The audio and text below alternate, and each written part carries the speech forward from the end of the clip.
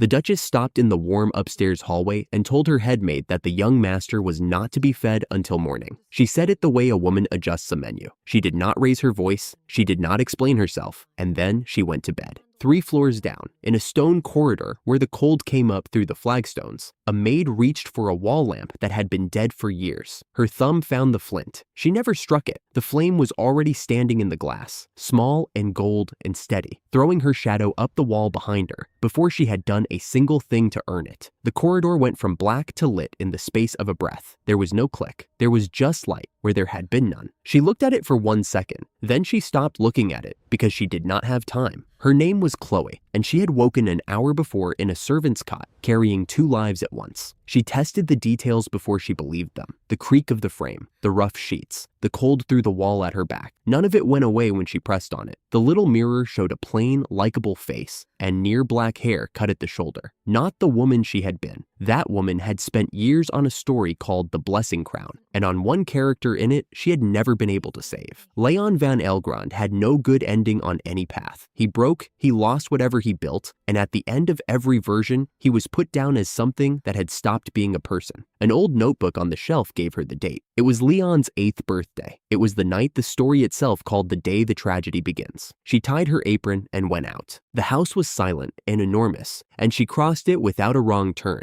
because the body knew the floor plans and the patrol schedules. She flattened behind a curtain while a lantern went by on the far side of a hall, counted the footsteps out, and moved again. Behind the disused warehouse at the back of the grounds, there was a cellar door, heavy and iron-braced. It was not locked. It was held shut by a dropped wooden latch because nobody in that house believed the boy was worth a lock. She lifted it with one hand. Inside, the dark was total, and the cold had a wet weight to it that got into her clothes immediately. He was against the far wall, 8 years old, silver-white hair with dust through it, clothes filthy, hands too small and too cold, the color gone out of his lips. There were dried tear tracks on his lashes, and they were old. He was shaking, and he did not stop when the door opened, and he did not call out. He looked up at her the way a person looks at weather. Chloe lit the wall lamp and crouched a body's length away with her hands where he could see them. "My name is Chloe. I work in this house." She stayed where she was. "I am not going to hurt you. May I come closer?" The boy stared at her. Nobody had asked him for anything before. "Why did you come?" "Because I did not want you to cry anymore." His mouth moved before the words did. "For someone like me, there is no such thing as someone like you."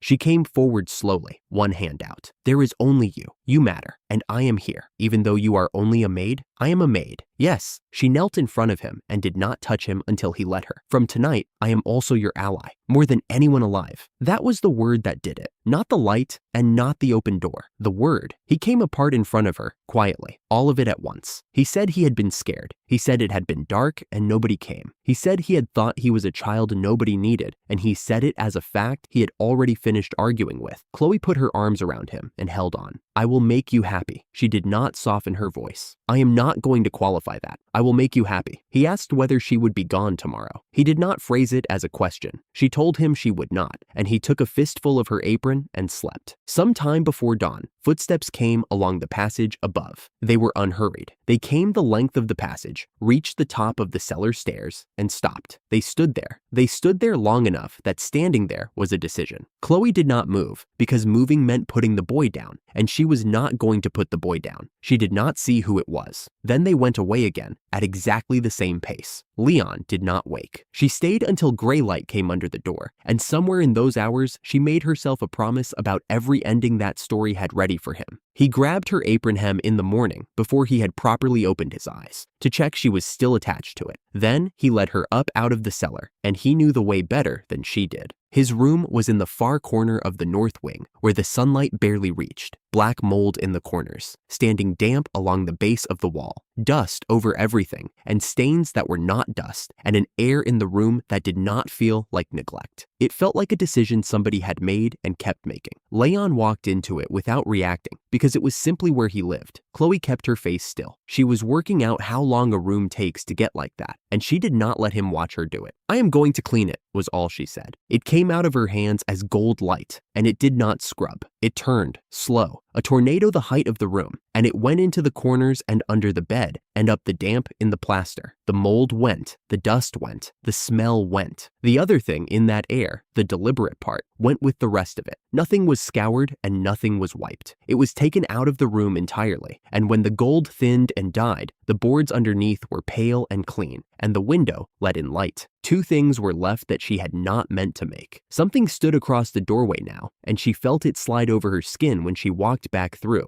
like passing a hand through water. And the bed was warm. She put her palm on it, left, came back, and it was still warm. Leon looked at the room, and then at her, and told her she was like a god. I am a maid. She shook out the blanket. Then she gave him the true part, that she was his ally more than anyone in the world, which was a different thing and a better one. He took hold of her apron again and asked whether she would stay beside him. Always. She answered without a single condition in it, the way a woman closes a door on purpose, that even if the sky and the ground changed places, it would still not be a lie. Then she went down to a busy kitchen and walked out of it with fresh bread, thick soup, milk, and good honey, because nobody stops a maid carrying a tray. He looked at the food for a long moment and asked, carefully, whether his mother would be angry that he had eaten. He was 8 years old. If anyone scolds you for eating, they will find that I scold back. He drank the honeyed milk and said that it was good, and he smiled. It was small, and it did not last. Chloe filed it away and poured him more. Downstairs, Martha, the head maid, reported to the Duchess that the north wing had been cleaned and the boy had been fed. Isabel was not angry. She was amused. A maid spending an afternoon on an asset already written off, and she asked nothing further about it. The kitchen was wrong when Chloe came back for the evening tray. There was a greasy, waiting kind of attention on her, and she registered it before she worked out why. Then she saw the table. Set apart from everything else was a small silver bowl of vegetable soup with a lid on it. Nothing else on that table had a lid. Martha confirmed it was for the young master and asked pleasantly whether the boy really needed such fine care. Chloe asked whether anyone had tasted it. Martha treated the question as a joke, and two of the maids laughed out loud in front of her and explained it between them. It was nothing that acted all at once. It only weakened him a little, and he had always been frail anyway. If he took to his bed with a fever, he could skip his lessons. So really, it was for his own good. And her ladyship was truly kind, because an ill-omened child is better kept out of sight for everybody's sake. They did not lower their voices. It had never once occurred to any of them that she counted. It is not arbitrary, Chloe said, reaching for the bowl. I have had charge of him since last night. Martha told her to do as she liked, and added, to the room rather than to Chloe, that if there was any trouble later, the kitchen knew nothing about it. Chloe carried it out at an unhurried pace. She had every face in that room, and every name.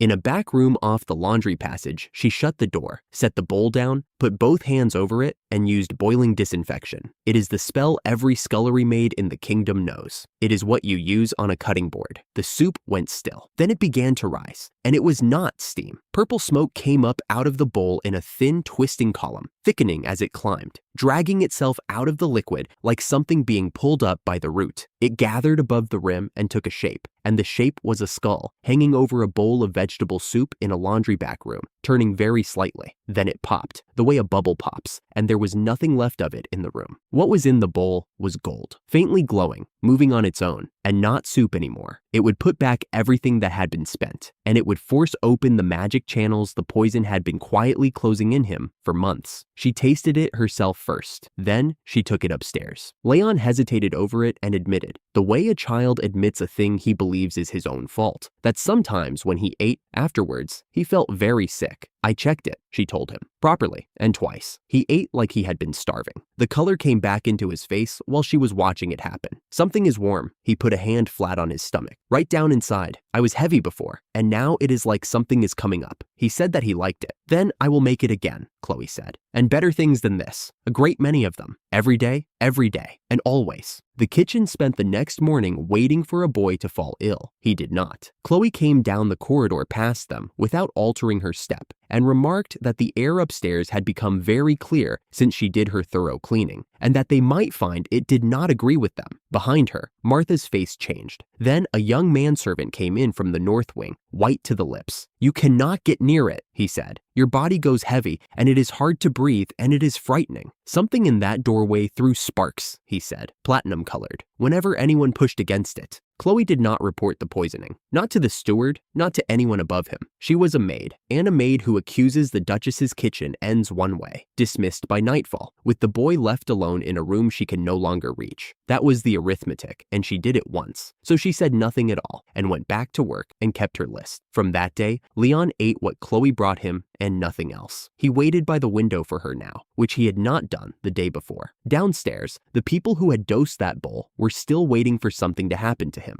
and Chloe walked the corridor past every one of them, at an ordinary pace, counting. The ration list was nailed to the inside of the pantry door, and Chloe read it twice before she touched anything. An attendant draws rations for the person she attends, and she had taken that role without anybody stopping her. The shelves showed a house doing very well for itself. Good wheat, real dairy, spices under lock. Then she read the allocations. The Duke drew white flour, butter, cream, honey, meat 3 times a week. The Duchess drew more. Edgar drew what his mother drew, with sugar added. Then, near the bottom, in the same hand as every line above it, came the entry for the young master of the North Wing. Coarse flour from the sacks against the damp wall, past its date since autumn. Half the quantity. No dairy, no meat. Somebody had written that line, and somebody renewed it 3 weeks ago. It was on paper because nobody in that house had ever expected to be audited. Chloe hung the list back on its nail and did not go and find out whose hand it was. Not yet. She took bread, butter, eggs, and the good honey, and wrote none of it in the book. Leon ate the way he had since the first morning. Small pieces, watching her between them in case the rule changed. She pushed the plate back at him twice, and the second time he stopped with the bread halfway up. Is my face strange? Your face is fine. It is the rest of you. She tapped the rim of the plate. Eat. He put the bread down instead. If I eat a lot, he said, Mother scolds me. It came out as information. He was 8, and he had learned it well enough to say it with food in front of him. Nobody is going to scold you for eating. Not once, not ever again. She heard how large that was and took none of it back. If anyone complains about your appetite, they can bring it to me. She said the last part pleasantly. Can I become strong? If I eat properly. Stronger than anyone. She did not decorate it. Strong, healthy, and hard enough to hurt that nobody bothers trying. I see, he said. It was not thanks, and it was not surrender. He finished the plate and asked whether there was more. There would not be more tomorrow. The kitchen was not going to feed him, and the list was not going to change. So Chloe went and got food where the house had no authority. The back mountain started past the orchard wall, and the staff did not go up it. 2 men had gone up within living memory, and 1 had come back down. She went after lunch with a basket and a kitchen knife, and half an hour in, she stopped hearing birds. It came out of the trees on her left with no warning. Blue-black fur, red eyes, fangs too long for the jaw holding them, and a growl that pushed at her chest like a flat hand. It was the size of a cart, and it had already left the ground. Chloe threw a preservation spell at it out of pure panic. Freshness, preservation, the thing she used on bread. It stopped in the air, not dead, not frozen, alive, aware, and crawling through the air at the speed of a minute hand. Even the growl came out slowed and stretched, and 1 red eye tracked her across the clearing. Freshness magic keeps a thing from going off. Going off is decay, and decay is only time getting at something. Her spell had taken the time out of it. Then she got the knife. She made the end of it quick, because there was no reason on this earth for it not to be. What came after that was butchery, and it is not going to be described. It took the better part of an hour, and she came down with more meat than the basket could hold. So she opened a door. She said the words the way she would say them to a cupboard, freshness vault, and a door stood in the open air, square, plain, standing on nothing, evening light coming round its edges. Inside was white mist and cold. Not winter cold. This was the cold of a room where nothing at all was happening. Shelves ran back from the doorway, shelf above shelf, clear as glass and not glass, and they kept going after the light stopped. The mist on them did not drift. When she breathed out, her breath hung where she left it. Nothing in there aged. She put it at something like a century. Then she stocked it, sorted by cut, the way a person organizes a larder, because a larder was what she had decided it was. She put 2 other things on the lowest shelf that had not come out of that forest, and did not look at them again. A room like that would break the price of grain in every city on the map. Famine relief would stop being a question of spoilage and become a question of walking. An army carrying a month of hot meals through a doorway would need no supply lines at all. Chloe thought all of it on the way down the hill. Then she thought about onions. The kitchen emptied the moment the family's dinner went up. She took the small range in the corner and started onions, slowly, far past the point anybody in that house had time for. Bones into water, herbs. The meat cut small enough that a boy who did not trust food would not have to commit much. He had been waiting by the window and she was late, so he found her by the smell, down the back stairs in stocking feet. Is that mine? She filled a bowl and stood a spoon in it. He took one careful bite, the way he took everything. Then his whole face moved. It is delicious. He said it brightly, with nothing hedged onto the end, which he had not once done since she met him. He finished the bowl and most of a second. Neither of them knew the meat was graded at the very top of the kingdom's scale, or that inside a year, a boy this household considered breakable would put his half-brother on the ground in front of the entire house without laying a finger on him. The Duchess came up to the North Wing herself, which she had not done in years. She was sweet about it. A nobleman learns young to keep an eye on his own land, she told the boy. The Northwest Swamp had been neglected far too long and had become unsightly, and he was to go there himself and begin the upkeep. The ones fit to lead are the ones who do not shirk the muddy work. She expected great things of him and smiled the whole way through it. Leon started shaking before she got to the end. Not at the swamp. He had not been told yet what the swamp was. He was shaking at the smile, because in 8 years he had learned that kindness out loud meant something had already been decided. Chloe stood against the wall with her hands folded and her face doing nothing, and the Duchess went out past her without seeing her. The attendant who came with her went away pleased, and Chloe got the rest from 2 maids on the landing who were not bothering to whisper. The Northwest Swamp was a special grade cursed site by the servants' own reckoning, cursed to approach. No bottom anyone had found. 2 men out of the village had gone in and stayed in. At night, there was a sound off the water that nobody would describe further. Refusing was not available. A maid who overrules a duchess is out of the house by evening, and the boy goes anyway, alone. So the answer was the opposite of refusal. Do the task, and do it so completely that nobody could live with the result. He was sitting on the edge of the bed with his hands pushed between his knees. Do I have to go alone? I am coming with you. She crouched to his height. Naturally, I am coming with you. It is a little garden maintenance, she went on. It happens to be muddy. There are some difficult weeds. There is a certain amount of curse and miasma involved. None of that changes what it is. If Chloe is going, I will go. The reports had been generous. The basin lay lower than the land around it, and the daylight stopped at its rim. Above them, the sky was flat and white. Down in the bowl, it was the color of a room at dusk, with the curtains pulled. The water was black and perfectly still, and the smell came off it in layers. Rot underneath, something sweet over it, and under both of those, something that closed the back of her throat. Nothing moved, no flies, no birds. The air did not move either. A pressure sat on the basin, pushing down on her shoulders, and it got heavier the further toward the middle she looked. Out at the center, under the water, something very large was sitting. Leon had a fistful of her sleeve. She put her hand over his and told him not to move his feet. He did not argue.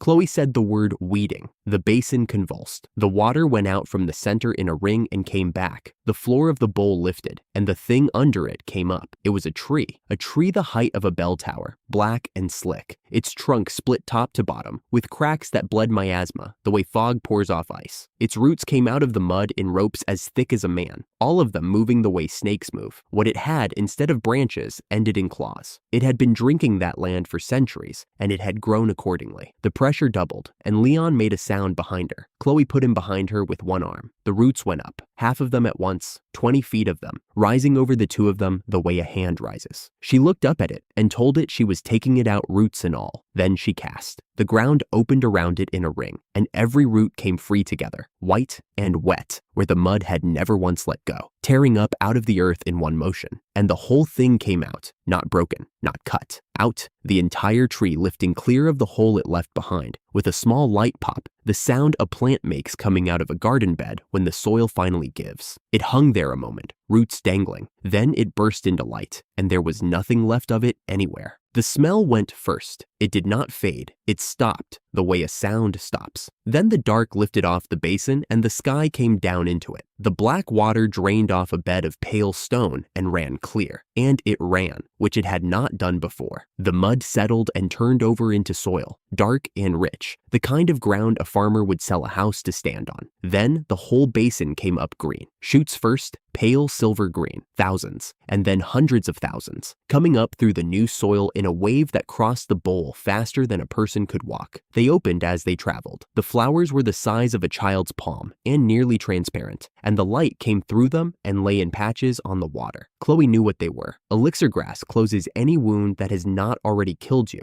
and puts a burned-out magic channel back the way it was born. It grows in one guarded valley in the north, a few dozen stems a year. It was coming up across that basin as thickly as weeds, out to the far tree line. He asked whether he could take one home, to remember the day by. She picked him one, and he carried it in both hands the whole way up the track. It is soft, he told her. It smells good. He put his nose against it. It smells like you. Chloe kept her eyes on the road for a while. It is a good flower, she said, and took his free hand. He said the day had ended beautiful instead of frightening. If there is ever anything frightening standing in front of you, she told him, we deal with it together. I will clean it and weed it, and take out everything that does not need to be there, and leave you a blank page. She put the flower in a water glass on the sill where he could see it from the bed. With you here, he said, already sinking, I think everything will be all right. You are my mage. That was not the voice of the child from the cellar. That child had said things hoping to be contradicted. This one was reporting a fact. Chloe sat on the end of the bed after he went under. She was starting to be a little afraid of herself. She let the thought stand as long as it took to fold his shirt. Then somebody knocked hard on the doorframe. A footman, out of breath. The young master was wanted downstairs. The Duchess had sent the verification party out the moment the boy came home clean. The 4 strongest men servants and the old head gardener. They stood in the middle of the hall with mud to the knee and no color in any of their faces. It is gone, the gardener said. There's nothing there, the whole of it. Another had to be asked twice before he could get the rest out. The ground had settled. The water was clean. The soil had come back at top grade, and the whole basin was under flowers that gave off their own light. If a pharmacist from the capital saw that field, he finished, he would faint where he stood. Then the Duchess came apart in front of all of them. She said out loud that this was absurd, that weeding does not turn a swamp into a treasure garden, that a boy could not have done it, and that a mere maid could not possibly have done anything at all. And then she heard herself. Chloe watched it arrive. If the boy had not done it, nothing had happened, and there was nothing to punish. If he had done it, punishing him meant announcing to a hall full of staff that she was disciplining the son of the house for turning dead ground into a national asset. Somebody asked Chloe what she had done out there. I did some weeding, she said. The Duchess told the hall it should not have worked. I completely agree. Chloe kept her hands folded. It should not have. The Duke came down the stairs. Walter van Elgrand had not stood in a room with that child in years. He said 2 words to his wife, and she stopped talking, and the hall stopped with her. Then he gave one order. Royal pharmacists from the capital, immediately, to put a figure on the field. Riders went out that night. After that, he turned and looked at his son, properly, for the first time in 8 years. Leon stood at the foot of the staircase in his nightshirt and did not look away, which he could not have done a week earlier. Chloe watched his face while he did it, and what was moving on? It was arithmetic. He was not looking at a boy he had forgotten. He was looking at a holding that had just appreciated and working out what it was worth to keep. He went back up the stairs without another word. The Duchess kept her rings, her keys, her rooms, and her allowance. She had lost a move. That was the whole of what she lost. Chloe took Leon's hand and walked him up to the north wing and added a face to her list that she had not expected to add. All that winter and into the spring after the swamp, Leon was in the yard before the sun came up, swinging a practice stick at nothing. Nobody had told him to.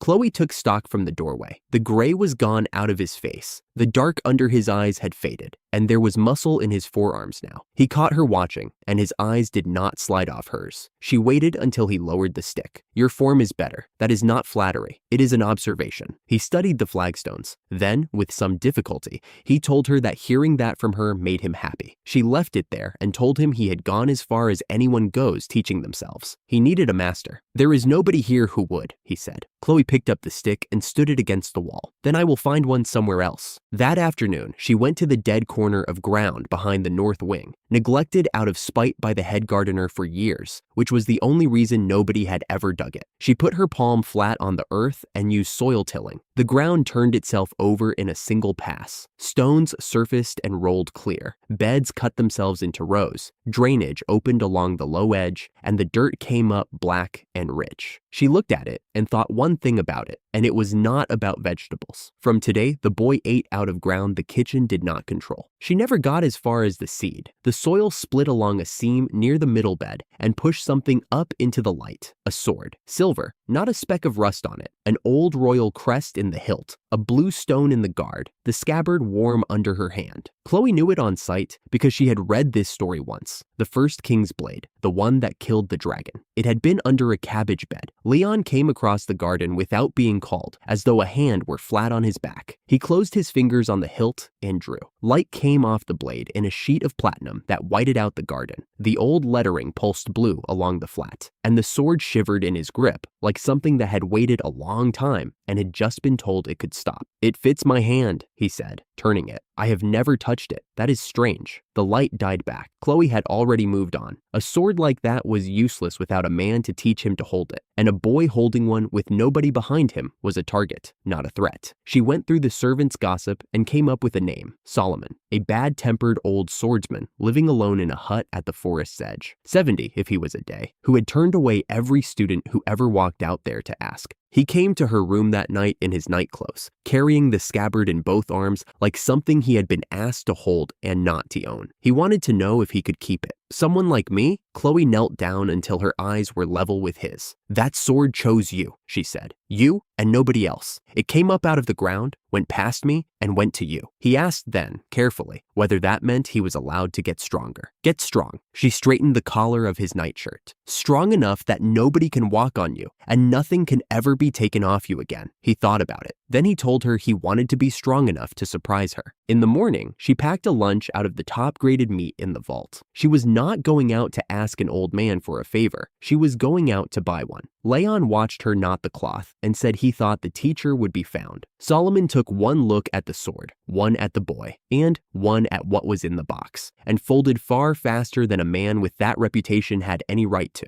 After that, the speed at which Leon improved stopped being anything the house was prepared for. Edgar arranged a friendly match with his brother, and Chloe read it in 4 seconds from the edge of the yard. The audience assembled, the hour chosen, the referee chosen. It was a staging, and the Duchess's people had built it. Edgar came out in ornamented training clothes and worked the crowd before he worked his brother. A match like this was hardly a contest. His brother had never once swung a sword properly, and he would have to hold back so nobody got hurt. He was 11 and had never been told no, and the household laughed where it was meant to. The Duchess sat beside her husband with a fan up, and the fan was not doing its job. Leon asked quietly whether he could do this properly. "You can," Chloe said. "Whatever he has arranged, the work you put in does not stop existing because somebody sneers at it." The Duke gave the signal. Edgar came first, fast for his age, his whole intention written on his face, and swung for the shoulder. Leon moved half a step. The return swing was one movement, a wooden sword with no magic in it anywhere. A white line of pressure crossed the yard, tore past Edgar's face without touching him, and stripped the sand off the ground behind him. Edgar sat down hard on the seat of his trousers. Chloe did not look at him. She watched the crowd. The household the Duchess had gathered to see one boy put in the dirt had turned the wrong way. Every face on a small silver-haired child who had not finished lowering his practice sword. A cup went over on the gallery rail and nobody picked it up. Leon did not follow up and did not smile. The Duke was on his feet, demanding to know what that had been. "I swung a wooden sword," Leon said. He could see that for himself, his father told him, and asked who had taught him. Then the Duchess came apart in front of the whole yard for the second time in a month. The boy had cheated, a tool up his sleeve, some trick, because there was no possibility of Edgar losing. Her voice climbed the whole way. Her husband silenced her with 2 words without turning his head. Then he went back to his son and asked the same question again. Chloe stood at the edge with her hands folded. This was not a father taking a side. It was a man finding something in his house he could not account for. Leon's eyes came to her. Half a second, no more. "I have a master, nothing else," and nothing offered. The Duke let it stand.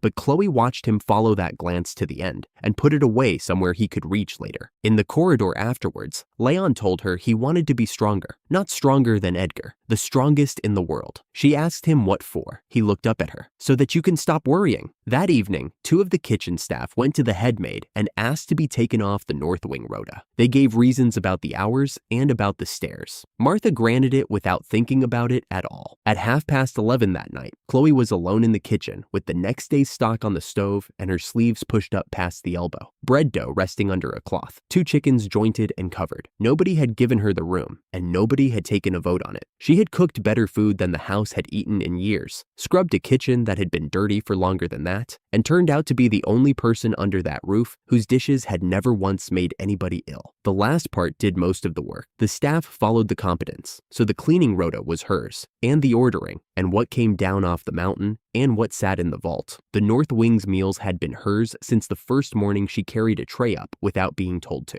A year of it, and nobody's permission. She wiped the board down and counted the ways into the boy. His door had a barrier on it, and nothing had come through it yet. He had a master at the forest's edge, working him half to death 6 mornings a week. Anything that reached him on a plate came through her hands first, which meant poison arrived as medicine and went down him as medicine. 3 routes, all 3 shut. Chloe laid the cloth down with her hands still wet. If there was nothing left open to the boy, then the next thing was not going to be aimed at the boy. Her purification sense had never been anything grand. It found dirt. Standing at the sink, she felt dirt, and it was in the passage, and it was moving toward the kitchen at a walk. The bolt on the yard door slid back from outside. The door came open without a sound, which meant somebody had oiled it earlier in the day. 4 men came in, black clothes, half masks, worn daggers. One had a coil of thin wire wrapped twice around his knuckles. Their boots had been through the stable yard, and they brought it in with them across her flagstones. They did not hurry. The nearest one looked her over from the apron up. That is the maid, the one who has been interfering. The second was checking the room behind him while he spoke, and did not lower his voice for her any more than he would have for the furniture. Her first, the one with the wire, told the others, working his fingers under the coil. Before the boy, do not leave her alive. The fourth explained, to nobody in particular, that a servant found dead in a kitchen was a message, and that a message delivered before the work was worth more to a client than the work. They said all of it in front of her. Not one of them dropped his voice. For the same reason, the kitchen staff had never dropped theirs. It had not occurred to any of them that she counted. Chloe's legs were shaking. Her heart was hitting the inside of her chest hard enough to hear, and she had never struck another person in her life, in this one or the one before it. There was a door at her back, and she did not use it, because a maid who runs out of a kitchen is a maid who sends 4 armed men up a staircase toward a sleeping boy. So she stayed, and she got politer, which was what happened to her when she was frightened. Please keep your voices down, she said. It is the middle of the night, and there are people asleep over that ceiling. The one with the wire laughed at her. And a kitchen is a clean place. It was the tone she used on the scullery girls. Coming in here with muddy boots and bare blades is unhygienic. I would rather you did not.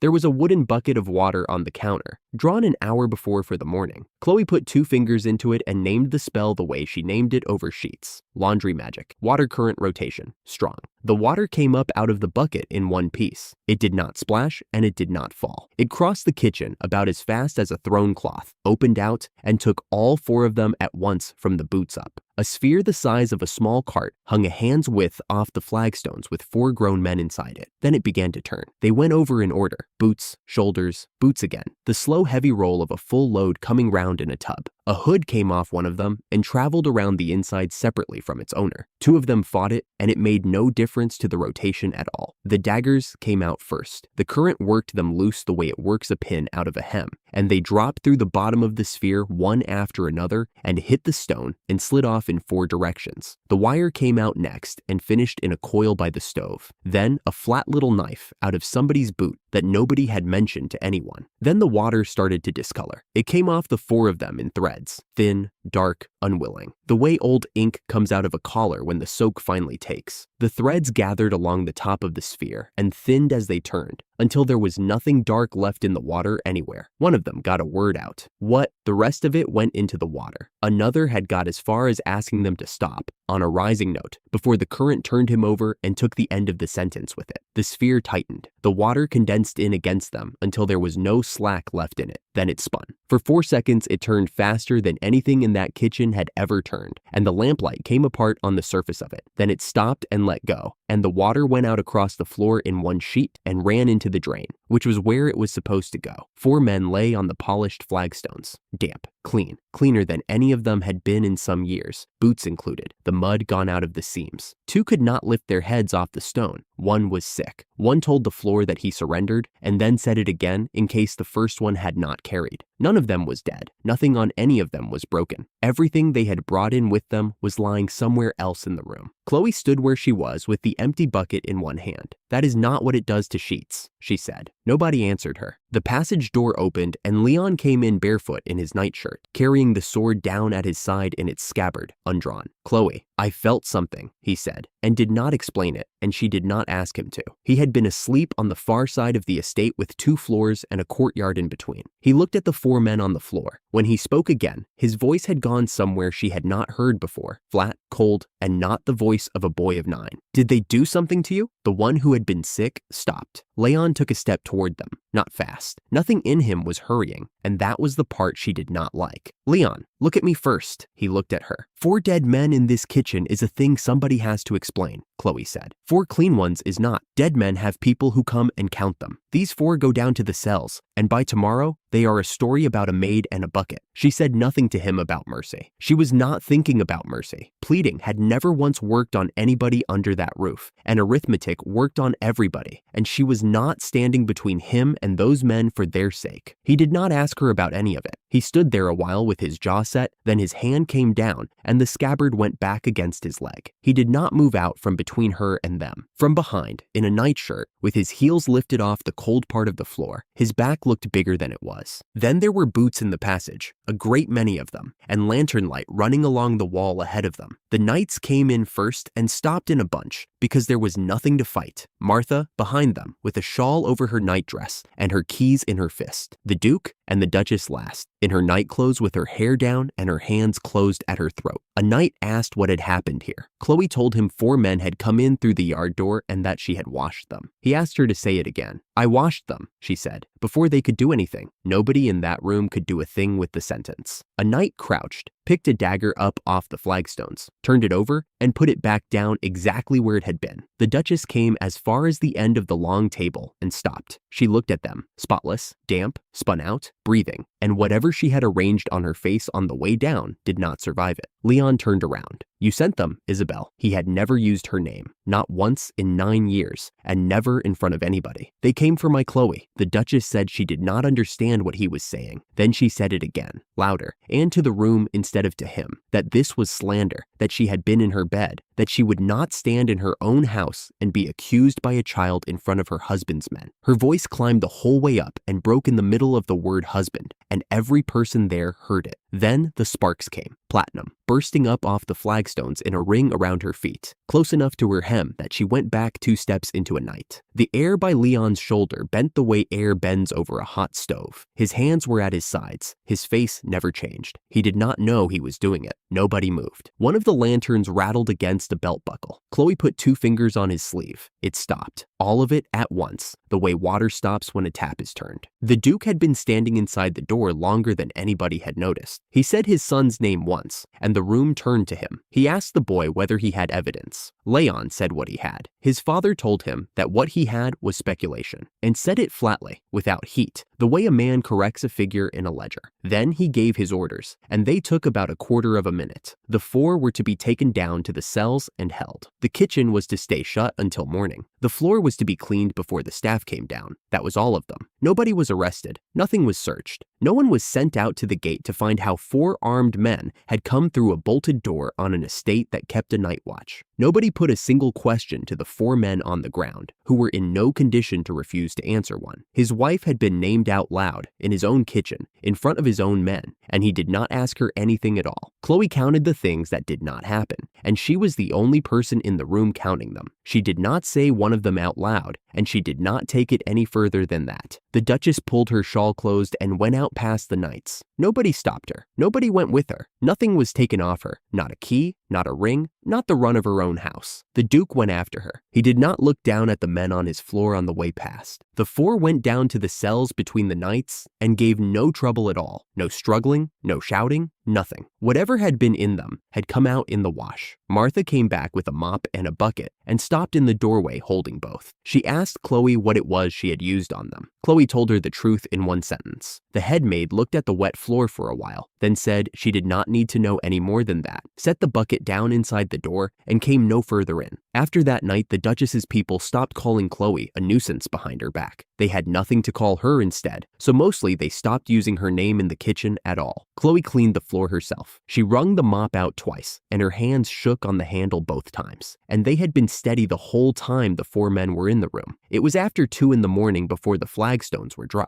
The Duke had asked for the floor to be cleaned, and she was staff. His father had not looked at him in 8 years, and he could have described the exact way it was done. The Duke came into the dining hall, and his eyes traveled along the table and over the place where his elder son was sitting, and stopped on the next thing. Not a glance turned away, not a flinch. Eyes moving across a chair that happened to have a boy in it. Leon had tested it once. He moved his cup so that it rang against the plate, and the Duke heard the sound and did not look for whoever had made it. His stepmother was the opposite. She looked at him a great deal, and she did it in front of people. She had a set of remarks she used at table, that he ate like something kept in a shed, that it was a mercy his mother had not lived to see the family's first son, that a boy who could not hold a spoon straight would hold a title beautifully. Guests laughed, because guests laugh. The Duke went on cutting his meat. His half-brother was 2 years older and took whatever he was given, not violently. Edgar simply understood, the way a person understands which side of a road to walk on, that anything set down in front of Leon was available. The winter coat with the fur at the collar, the pony, the tutor's afternoon hours. Nobody ever made him give any of it back, and after the first few times, Leon stopped mentioning it, because mentioning it produced a short silence, and then the conversation went on. The servants were the part he understood best, because they were the most reliable. While an adult of the family stood in the corridor, they bowed and called him young master. The moment the adult turned the corner, their faces changed. Not into anything cruel, into nothing at all. He learned the timing so exactly that he could tell how far away an adult was by how a maid was standing. The house was enormous, and it was full of good things. Rooms nobody used, clothes folded in presses, meals that came up the stairs in covered dishes, hot 3 times a day. None of it had ever been meant for him, and he had worked that out early enough that he could not remember working it out. He did not decide that they were cruel. Cruelty was not a thing he thought about. What he decided, somewhere around his 6th year, was simpler and much worse. That this was the correct amount of attention for someone like him. Not an injustice, a measurement. After that, he stopped waiting for things, and the days got easier. So when the door at the top of the cellar stairs was shut and the bolt went across, he did not shout for very long. He shouted at first. Anyone would. He shouted until his voice stopped working, which happened sooner than he expected. And then he felt along the wall until he found the corner where the draft did not reach, because the corner was the only thing down there he could do anything about. The dark was total. He held his hand in front of his face to check, and it made no difference. And he did that several times before he stopped doing it. Dust lay on everything and got into his throat, and every time he coughed, the sound came back off the walls at him. Then he worked out that he was going to die there, not in a panic. He arrived at it the way he arrived at everything, slowly and reasonably, by going through who might come. His father would not come. His stepmother had shut the door herself. His half-brother was asleep. The servants had watched him carried down, and none of them had said a word. That was everybody in the house. There was nobody after that. So he stopped, and he sat, and he waited for it to happen. Then the latch went on the outside door. It came up under somebody's hand, and the door swung,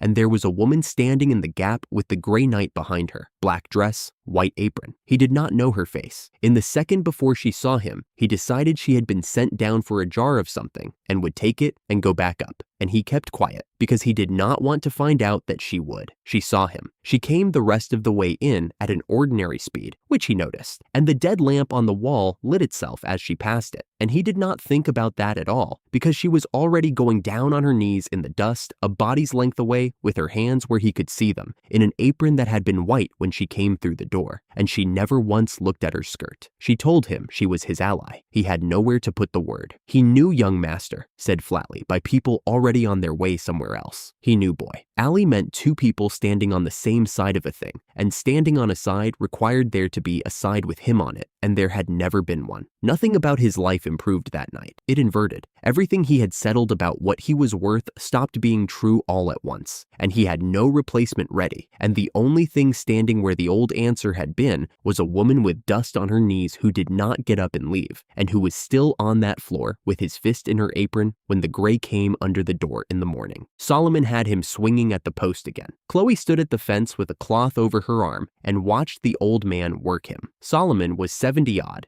built like a door, and he had not once told the boy that anything he did was good. The old man jabbed his stick at the boy's elbow. Again, you were chopping wood. What Chloe was watching was not the swing. It was that Leon had stopped stopping. In the first days, he had put the sword down at the same point every afternoon, roughly when the light came off the stable roof. He had gone past that point today without appearing to notice, and he had gone past it the day before. His shoulders had changed shape. Somebody who was not feeding him would not have seen it. She clapped her hands twice. That is enough for today. Solomon grunted something about the grip and walked off toward the armory without waiting to be thanked. Leon came over to the fence with the sword hanging and his hair stuck flat to his forehead. She gave him the water first and the cloth after. He rubbed his palm where the grip had raised a ridge of skin and looked at it like it had come off somebody else. While he drank, she told him his footwork had improved a great deal and that this was not encouragement, it was a fact. He lowered the cup. "Why do you believe in me that much?" She had an answer, and it was not one she could hand him, because it began with a book she had read in a life that had not happened yet. "Watching you get better is good for me," she said, wringing the cloth out over the trough. "Leave it there." He left it there. He did not look like a boy who had been answered. Then he said, with no lead up at all, "On the night in the cellar, before you came." Chloe stopped wringing the cloth. "Someone came along the passage above," he said. "Footsteps." They stopped at the top of the stairs. He turned the cup around in his hands. They stood there a long time, longer than it takes to stop and listen. Then they went away. He looked up at her, which he almost never did while he was speaking. "I knew the walk. It was my father." Behind the stables, the evening bell went for the kitchens. Nobody in the yard moved. Chloe held the wet cloth and did not put it down and did not say anything at all. He was not angry. That was the part that went through her like cold water. He had said it the way he had reported his footwork, as information, offered because she might want it. He had been shut in the dark, and a man had come and stood over him and gone away again, and he had never once filed it as a betrayal. His father not coming had been the expected outcome. A boy does not resent an outcome he expected, and Chloe set it down beside the three things she had already seen with her own eyes. The way the Duke had come down his own staircase the night of the swamp, and looked at his son for the first time in 8 years, and priced him. The way he had pressed his son for an answer after the duel, and watched, very carefully, who the boy looked at first, and a kitchen with 4 hired men breathing on the floor of it, and his wife named out loud in front of his own knights, and no arrest, no search, no question put to anybody, only an order that the flagstones be cleaned before the staff came down. She was not standing in a house with a cruel woman in it. She was standing in a house whose master had known for 8 years and had decided, every time, to let it stand, which meant he had a reason. "Thank you for telling me." It came out level. Her hands had stayed steady the whole way through, and she noticed that and did not look at it any further. He had gone very still, the stillness of a child who has handed over something he was not sure he was allowed to give. "Then I will be your ally too." The words came out fast, like something he had practiced on the walkover. "Whatever happens, whoever it turns out to be." Neither of them finished that sentence. She would not put it on a boy of 9, and he did not need her to. She went down on one knee in the dirt of the yard so that her eyes were level with his, and took the cup out of his hands and set it on the fence rail. "I am your ally," she told him. "No matter what happens, no matter who turns out to be standing on the other side. That does not change." He nodded once. He did not thank her. He looked like a boy accepting terms. She walked him up herself. At his door, she smoothed his hair back once with her palm, told him good night, and went off down the passage. The room smelled faintly of the elixir flower from the swamp, still standing in a cup of water on the shelf, and the scent was clean. Beside it on the sill lay a small wooden star she had carved badly and given him for luck. No magic in it, and 1 point shorter than the rest, and he valued it above anything else the house owned. He opened the shutter and stood there a while with the moon over the stable roofs and settled something. Not out loud. He was 9 and there was nobody to say it to. His life, his name, and whatever power the name eventually put into his hands were not going to be spent on this house, or the title, or the man who had come to the top of those stairs and walked away again. They belonged to one person, and it was not him. He did not feel anything in particular while he decided it. Then he closed the shutter and went to bed. 10 years on, the corridor outside the great hall looked exactly as it had the first morning Chloe walked down it, carrying somebody else's laundry. Same stone, same windows, same smell of floor wax. What had changed was the silence in it. Leon came through from the north wing at a walk, in black, and the 2 footmen carrying linen to the laundry stopped talking well before he reached them. He looked at none of them. them, and he had not raised his voice inside this building in 4 years, which was the reason. He was 18, and he ran the Northern Territory in fact, if not in title. Chloe watched from behind the pillar with a basket of table linen on her hip. Nobody had promoted her in a decade, and she had never asked or noticed that she had not. In those same 10 years, she had set bones in the northern villages, sat up through fevers on kitchen floors, and learned by doing what to do with a wound that had turned. Because there was a herb field on this estate now, and nobody else in the territory who would go out and use it. The staff had stopped calling it charity around the 4th winter and started calling it the reason their children were alive. He stopped in the middle of the hall without turning his head. "You are behind the pillar again." She came out and shifted the basket. "It is because your face is unreasonable. That is all I am prepared to say about it. Being told that by you," he said,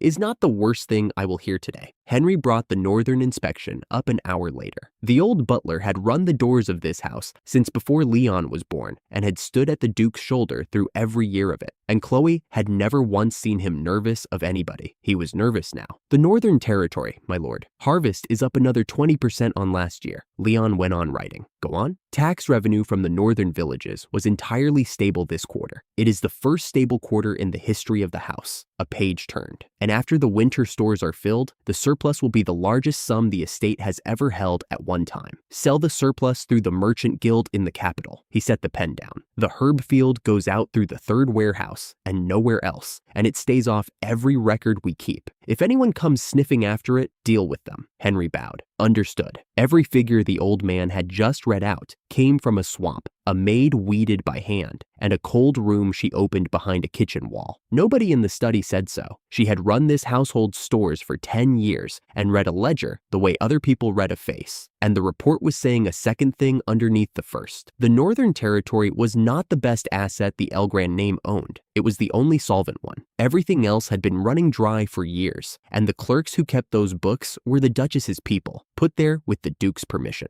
She finished the sum by the door with the tray on her hip. A man who sent inspectors after his wife would get an audit with them. An audit reaches the accounts. The accounts would have ended him. So the man who came to the top of the cellar stairs and walked away again had never been able to afford to look at anything. She had wanted that answer for 10 years. It was worse than not having one. He took tea at 4, beside her rather than across from her, and the household had given up pretending not to notice. "Until I have had tea with you, the day is not finished," he told her, and put the last almond cake on her plate before touching his own. She broke it and pushed half back. "One bite. That is the arrangement." He ate it. Nobody in the building would have said a word to him now about what he ate, and he still waited for her to hand it over. He came up behind her that night without a sound, which he had been able to do for years and had never apologized for. He asked what she was worrying about. She said the linen count, and he let her keep the lie. Then he looked at her longer than the conversation needed. That is the face of someone seeing another person off somewhere far away. She had not known her face was doing anything at all. He did not push it. "I would very much prefer you did not go far away." Then, quietly, "Good night, my Chloe. Good night." The household had worked out years ago what he was around her. Chloe was the last person in the building to know it, and she went to bed with the accounts still running behind her eyes. 3 days later, he asked her to do something about the desk. "The papers here have got away from me. Would you?" "Tidying is a civilizing act," she told him,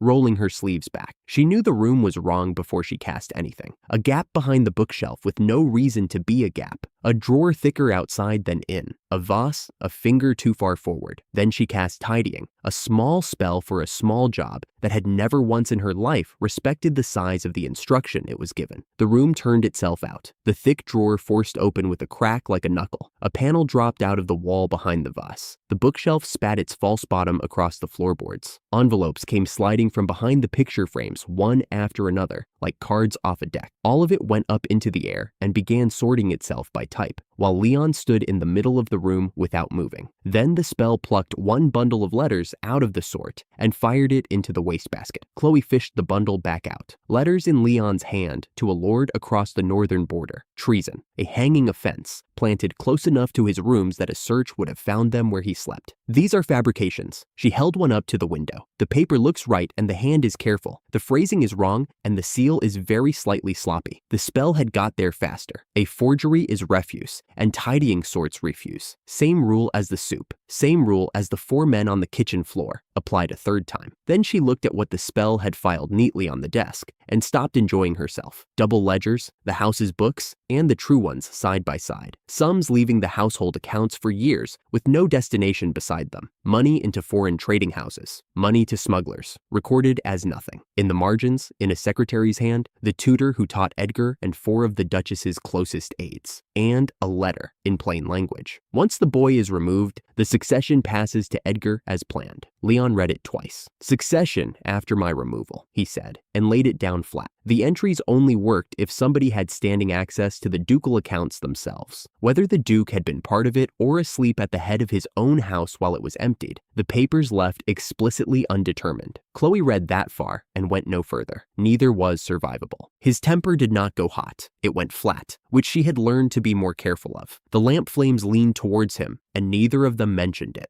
Being angry is reasonable. She set the true ledger down between them. Acting on it tonight is exactly what they need. You would be a furious heir waving papers, he found himself. He said the papers were enough. They are enough to be argued with, which is not the same thing. This is a weapon, a very good one, and a final one, and you get to use it once. She squared the stack. It is not something you spend on one satisfying evening. He asked her where, then. The family council, she told him, with the whole family in the room, and the evidence produced in front of witnesses rather than reported to them. They sorted every page into order until the windows went gray. Somewhere in the middle of it, he said that if this had not been found, he would have been framed a second time, and never known until it was done. Then he asked her not to leave. If you were gone as well, he said, I do not think I would be able to spare anyone. She chose to hear that as devotion. She knew, while she chose it, that there was a second way to hear it, and she put that away for another time. Leave? She tied the last bundle. Not at a crucial juncture, no. She had meant to keep the box in her own room behind the barrier she set on that door herself, and changed her mind on the stairs. A barrier is only as good as whoever comes to test it. So the case went into the cold room she had first opened on a mountainside 10 years ago, and had been opening behind the kitchen wall ever since, where nothing in this world could reach it, search it, or burn it. Flower on one shelf, the ruin of a duchess on the next. She closed the wall, tied her apron, and went to start the morning bread. Nobody had been charged. Nobody had been accused. 2 floors above her, the Duchess was asleep and had no idea that her own handwriting was now the property of a maid. Chloe had the box open on the table and was going through it for the 4th time. She had taken it out of the cold room behind the kitchen wall an hour before dawn. Everything in it was filed and cross-checked against something that could confirm it. The forged letters sat in the front section with the paper samples clipped beside them. The double ledgers came next. Behind those, copied out in her own hand over 3 nights, were the 3rd warehouse's entry and exit records, going back 6 years. Nobody in that house had ever once thought to check her figures. That was not what was making her hands cold. The evidence was airtight. The problem was the room she had to lay it down in. At a family council of the Elgran house, a servant who opened her mouth was committing a violation before a single word came out of it. She had no standing. She had no name in there. She had a box. She closed the lid and put both hands flat on it. The door opened without a knock, and Leon came in already dressed for it. Black coat fastened to the throat, gloves in one hand. He did not look at the box. He looked at her face and stopped. Your expression is worrying me. She told him it was nothing that would still exist once they were downstairs. He set the gloves on the table beside her hands. You are the center of my one and only world. So when your face does that, I am extremely worried. She had an answer ready for almost everything that morning. Not for that. So she put it where she had been putting things for 10 years and picked up the box. He held the door. They went down. The hall had been set out properly. Long table polished to a shine. Chairs down both sides. The family crest fixed to the wall behind the Duke's chair. Uncles, cousins, and branch elders were already seated when they came in, and Henry stood against the wall by the door with his hands behind his back. Every face at that table was solemn. Not one pair of eyes was. They had come to watch somebody fall, and they did not much mind who it turned out to be. The Duke opened the council in 4 words. They were gathered. Begin.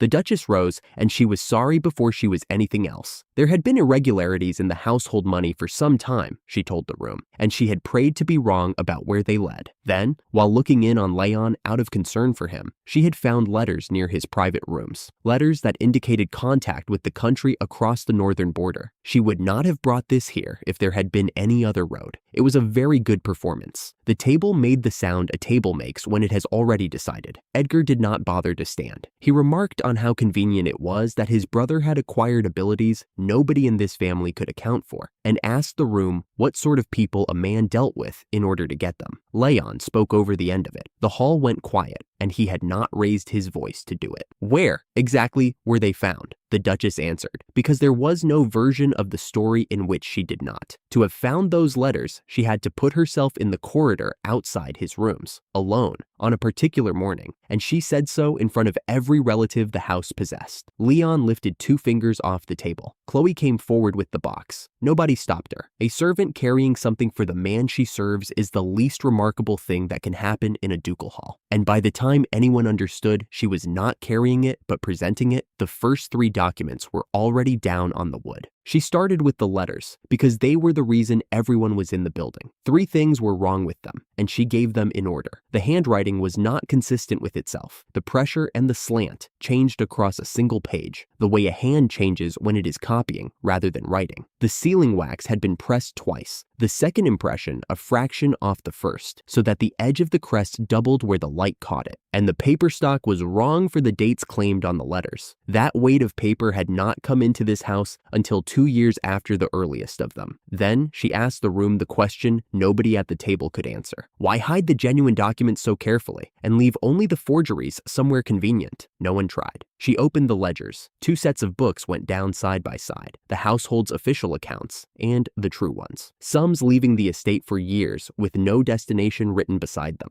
Money moving into foreign trading houses. Then she laid out her copies of the 3rd warehouse records and read the illicit column against the entry and exit dates, line by line, aloud, without hurrying. They matched. Not approximately. Every movement out of the household accounts had a load leaving that warehouse behind it on the same day, and there was not one figure out of place in 6 years of it. One of the uncles got up and leaned over the pages to see for himself. The ledger figures and the warehouse records match. There is no room in that. Once a relative had said it out loud, it was a fact in that room. She turned the ledger and showed them the margins, where a secretary's hand had noted the 4 attendants closest to the Duchess, and the man who had tutored Edgar since he was 7. This hand, one of the cousins said, tracing the notation with a finger, looks like the lady's secretary. Leon put the last document down himself. It was an agreement with the country across the northern border, and a branch elder read the relevant clause out to the table without being asked. Terms for the ducal succession, to take effect after the removal of the current heir. The Duchess demanded to know on whose authority a servant was addressing a family council, and what a maid could possibly know about seals and paper. Chloe answered the second question and left the first one alone. She lifted the top letter, turned it so the wax faced the table, and held it there. Shall we compare the seal on these against the one at the back of your private writing desk? The hall went quiet in a way it had not been quiet all morning. There was no third answer available. Refusing the comparison was a confession, and allowing it was a conviction, and every person at that table worked out both halves of that at roughly the same moment. Chairs stopped moving.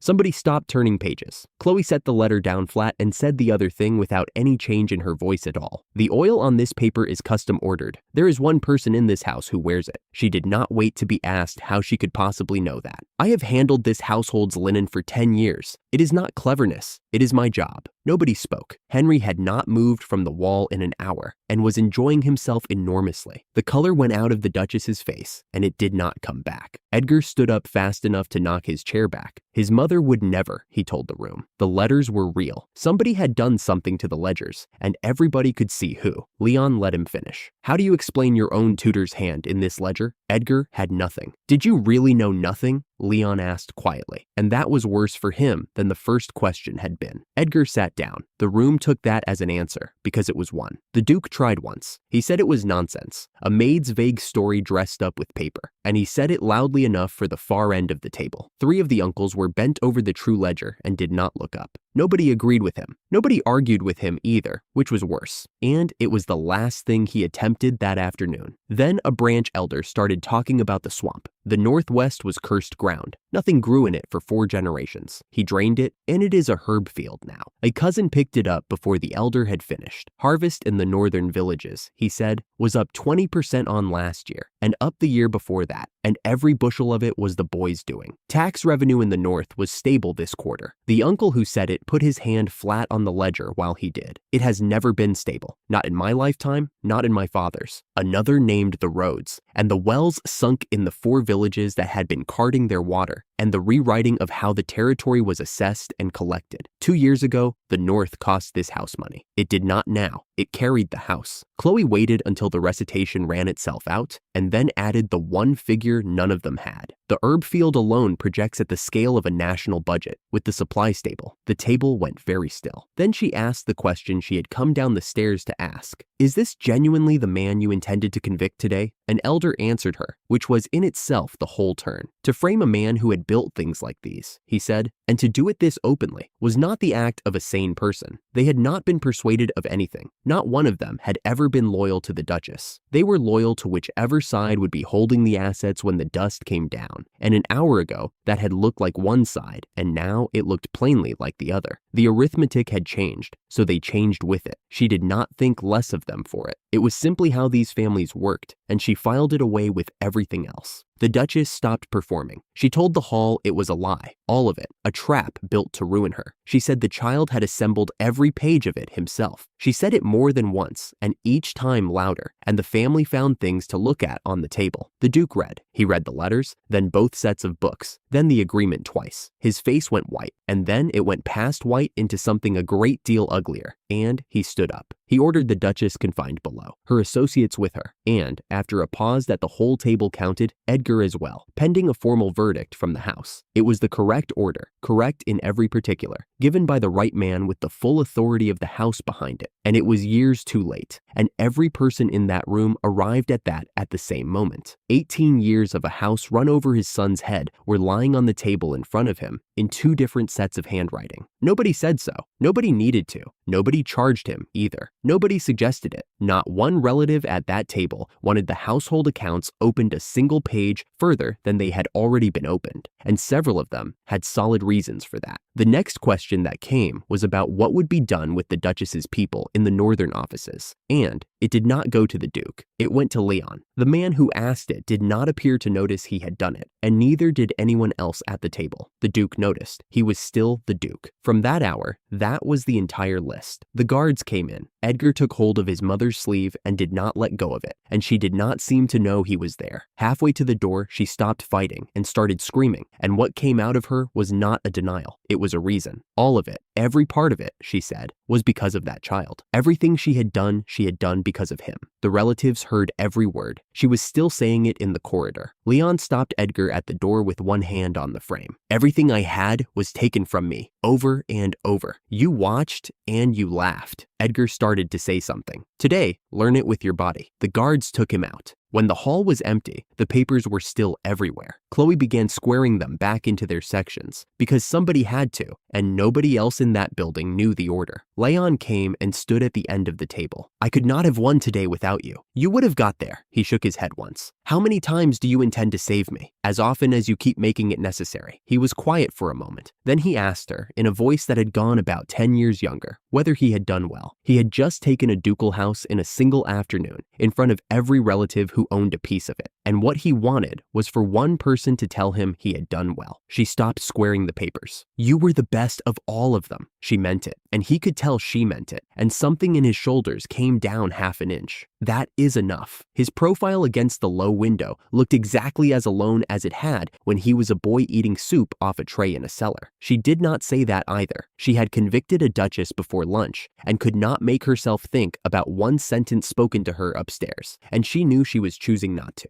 She carried the box out herself. Nobody offered to take it from her. Nobody offered her anything else either, and it did not occur to her to expect it. Below the hall, a door was locked on a duchess and her son, and nothing had been decided. A ducal house does not sentence its own duchess in an afternoon. The verdict would be written weeks from now in another room by people who had not been in this one. Nobody had been sentenced yet, not one of them. She counted it out walking the north wing corridor, and the arithmetic came out clean. The duchess was in a cell. Edgar was finished. The duke had nothing left, and the ending written for Leon was broken. Her work was done. She waited to feel finished, and felt something else instead. From the doorway, she watched him run the morning meeting. He kept the warehouse keeper, replaced the accountant with merchants out of the capital, capped the herb harvest for the soil and for the price, and said both halves out loud, and disbanded a third of his father's private army. All of it was something she had made, and the pride had something under it that hurt. She had been carrying a sentence of his since the night of the ledgers, the one he said over the sorted desk about not being able to spare anyone if she were gone as well. She had chosen to hear it as devotion, and it had stopped sounding like devotion somewhere in the last 3 days. It had started sounding like a measurement of what one person standing too close to him could make him do,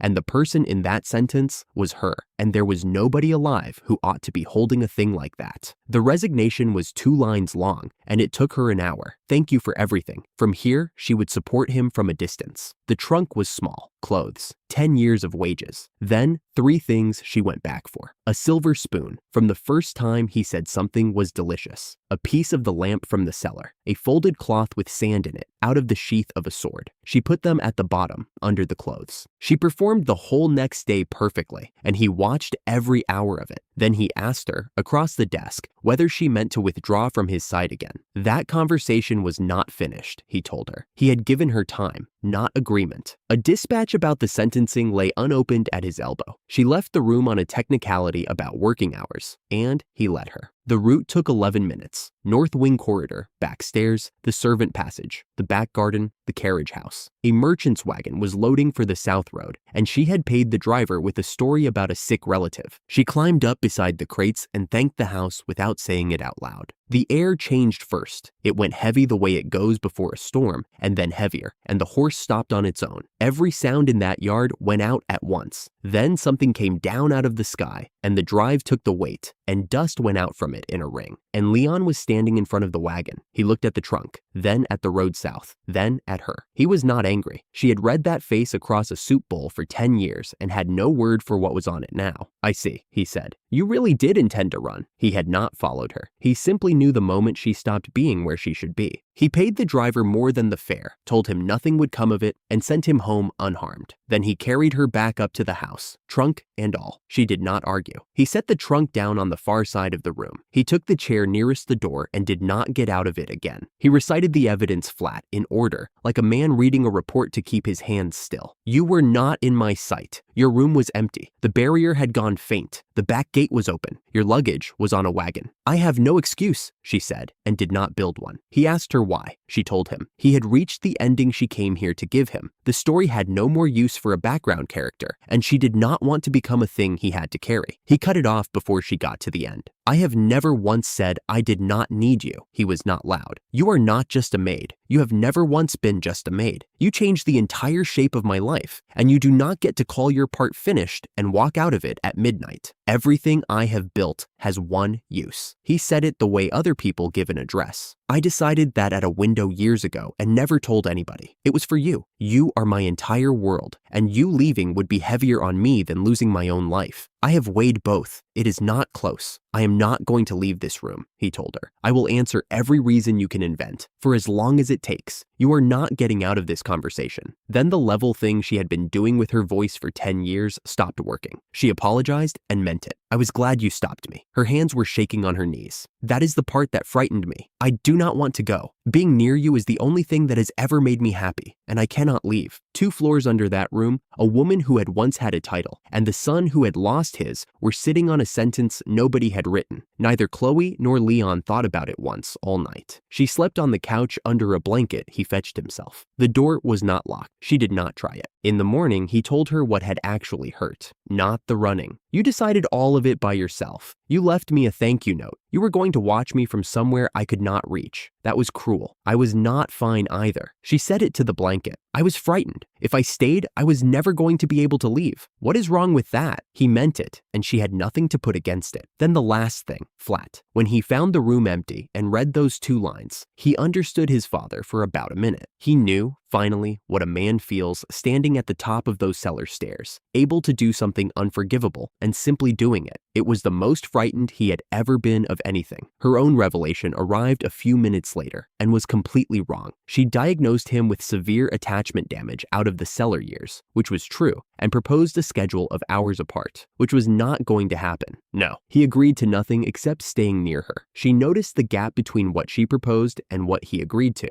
and did nothing about it at all. Henry knocked and came in. He took in all of it without a flicker. The trunk, the blanket, the maid on the young master's couch with her shoes off. Then he bowed, the same bow he had given every morning for a decade. "Good morning, young mistress. I will bring breakfast up. Adjusted to your preferences, as usual." Chloe opened her mouth. Henry had never once been told her preferences and had known them for years. He was already through the door. The position she had defended for 10 years went out with him. And Leon laughed, out loud, from the chest, head back. Nobody in that house had ever heard it, not once. Below them, the cell door had not opened in a week and no verdict had been written. Soon Chloe and Leon would leave for the Royal Academy in the capital, and the unfinished business under that floor would follow them there. She packed for the Royal Academy with a list, the way she packed for everything: books, writing tools, a tea she blended herself, 2 trunks, both his. He stood in the doorway and watched her fold the last shirt. "Why are you packing only my things?" "Because I am staying." She smoothed the collar flat. "That is the arrangement." The room went cold, not as a figure of speech. His face did not change and every hair on her arms stood up anyway. Who decided that? He crossed to the desk and put a folded paper in her hands. The Academy chairman's seal. Her name in full, admitted by ducal exception,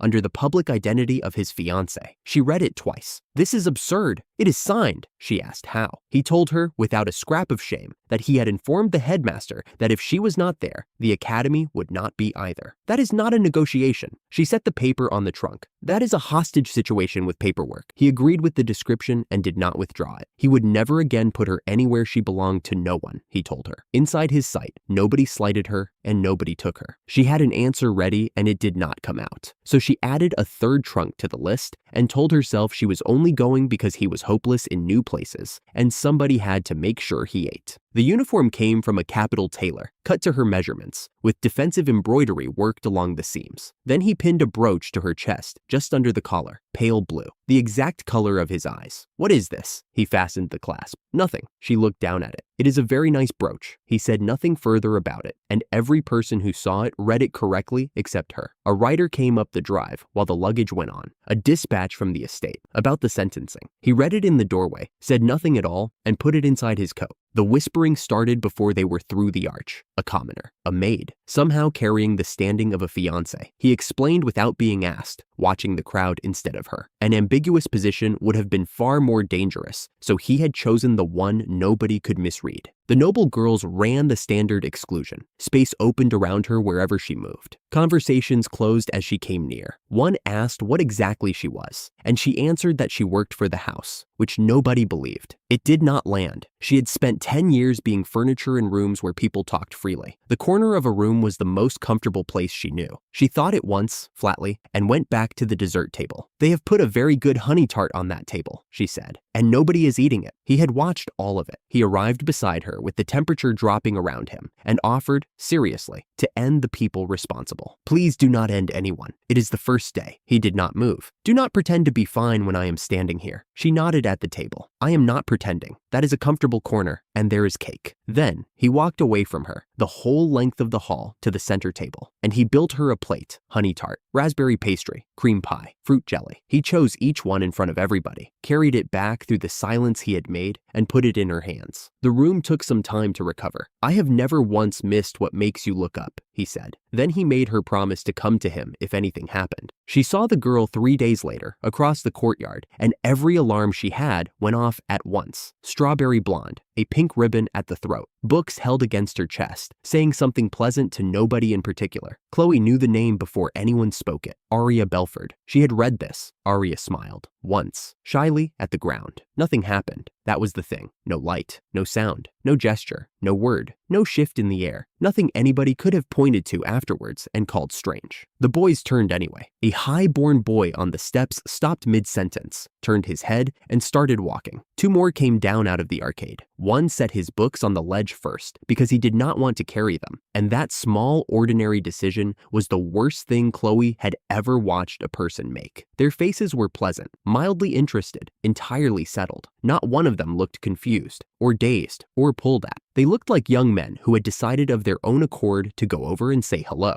and one glanced back at his friends on the way as though he were being clever. Every one of them was certain it had been his own idea. Chloe stood still and found she had closed both hands on nothing. She had spent a decade solving other people's disasters with ration lists and laundry schedules. There was no arithmetic for this. Nobody counters a weapon nobody can see being used, and nobody warns a man who will tell you honestly that he walked over because he wanted to. Beside her, Leon Leon asked whether he should remove the problem. No. Then the crown prince came down the steps. Castiel de Valois crossed the courtyard with his escort trailing him, met Arya's eyes, and the whole thing took less than a minute. He demanded her name. He announced that she was worthy of him. He believed every second of it. Leon proposed removing him as well. No, not her, and not him either. She kept her hands where he could see them. I am asking you for both. He accepted, because she had asked, and Chloe worked out what her actual job that year was, and it was not schoolwork. He asked why the girl interested her. She is calculated. Chloe watched the path. That is not an accusation. It is an observation, and it is worse. He was relieved, visibly, immediately relieved, and she noticed and put it away for later. Then he stopped walking and told her not to go near Arya Belford. Not once, not for any reason. It was not possessive. She had heard him possessive. This was fear. By the end of that day, Arya had begun assembling a circle. The prince was inside it, and Leon had started a private list of people who were a danger to Chloe. Days later, Chloe stopped behind a pillar because Arya was already there in front of Leon, running an approach so well built it could have been taught. The apology for the intrusion, the small joke, the lowered lashes. Then she used it on him. It did not bounce off him. It did not break against him. It did not arrive. Whatever crossed that space went out of the world somewhere between the two of them, and he stood with a book under his arm and waited for her to finish talking. Chloe registered it, understood none of it, and filed it with the other things about him she had never asked about. Then Arya reached out to touch his sleeve. Something in Chloe's chest tore. She had called it duty for a decade. She had called it work and habit and being good at her position.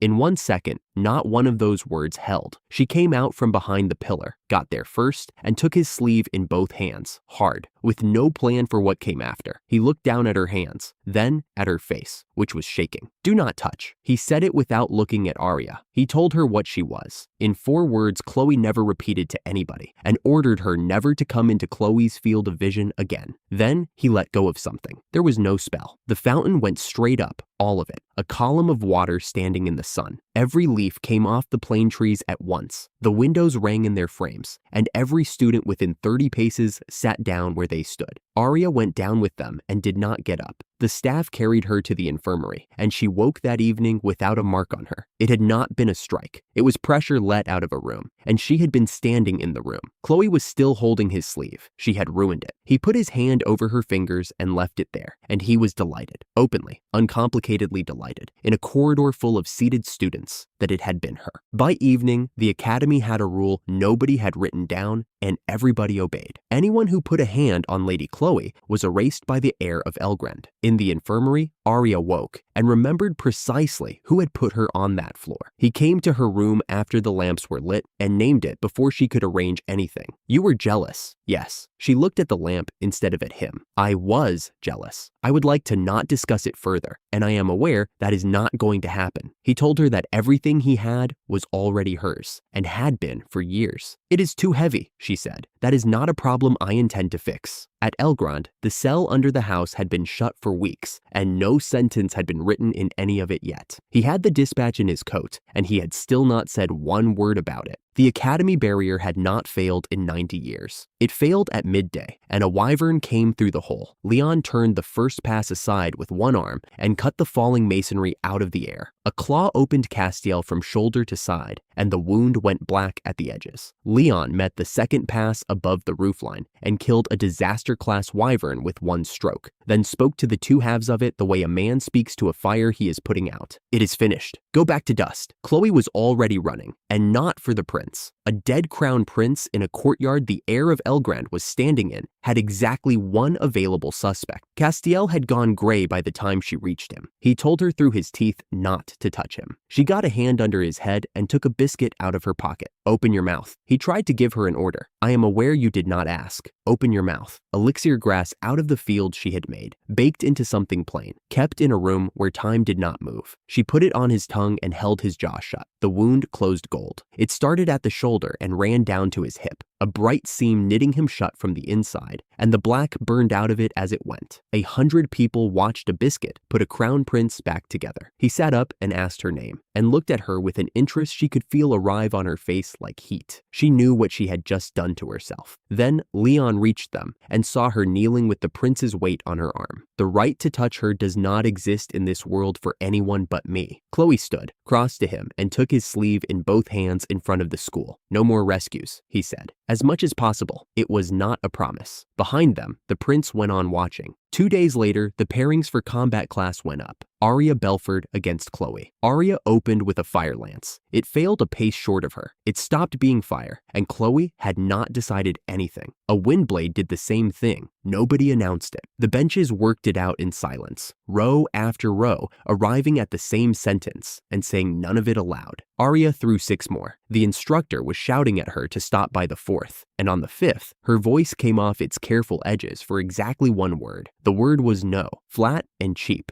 out of a mouth that had learned to talk a long way from any drawing room. Chloe was the only person who heard it. The air behind her went cold, and she did not need to turn round, so she performed. Both hands up, her face frightened, her voice pitched to the back benches. That was incredible. I could not have stood against that. The instructor gave Arya the win in a voice that apologized for it. A defeat can be avenged. A victory handed over in front of witnesses cannot. And Arya went gray while people congratulated her. Leon came down off the stands and asked why she had surrendered. Because if I had not, you would have come down off those stands, and the conversation would have had a different number of people in it. He took a moment with that. Watching you do that cost me something. Leave it to me, all of it. The dispatch was still in the inside pocket of his coat, and the estate now put the sentence within days. Inside her ring of congratulations, Arya watched them both and worked out that she could not win this from the front. Castiel came at her on the way back from the library and put himself between her and the length of the corridor. He instructed her to drop the honorifics and address him informally. He had looked into her. No title, no rank, no wage worth the name. An engagement entered by ducal exception in an academy register and nowhere else in the kingdom. Staff of Elgrand on paper and nothing at all in law. Then he told her what she was to him. A woman who was useful to him. He offered her a reward for saving his life. She declined it. Nobody had ever declined him,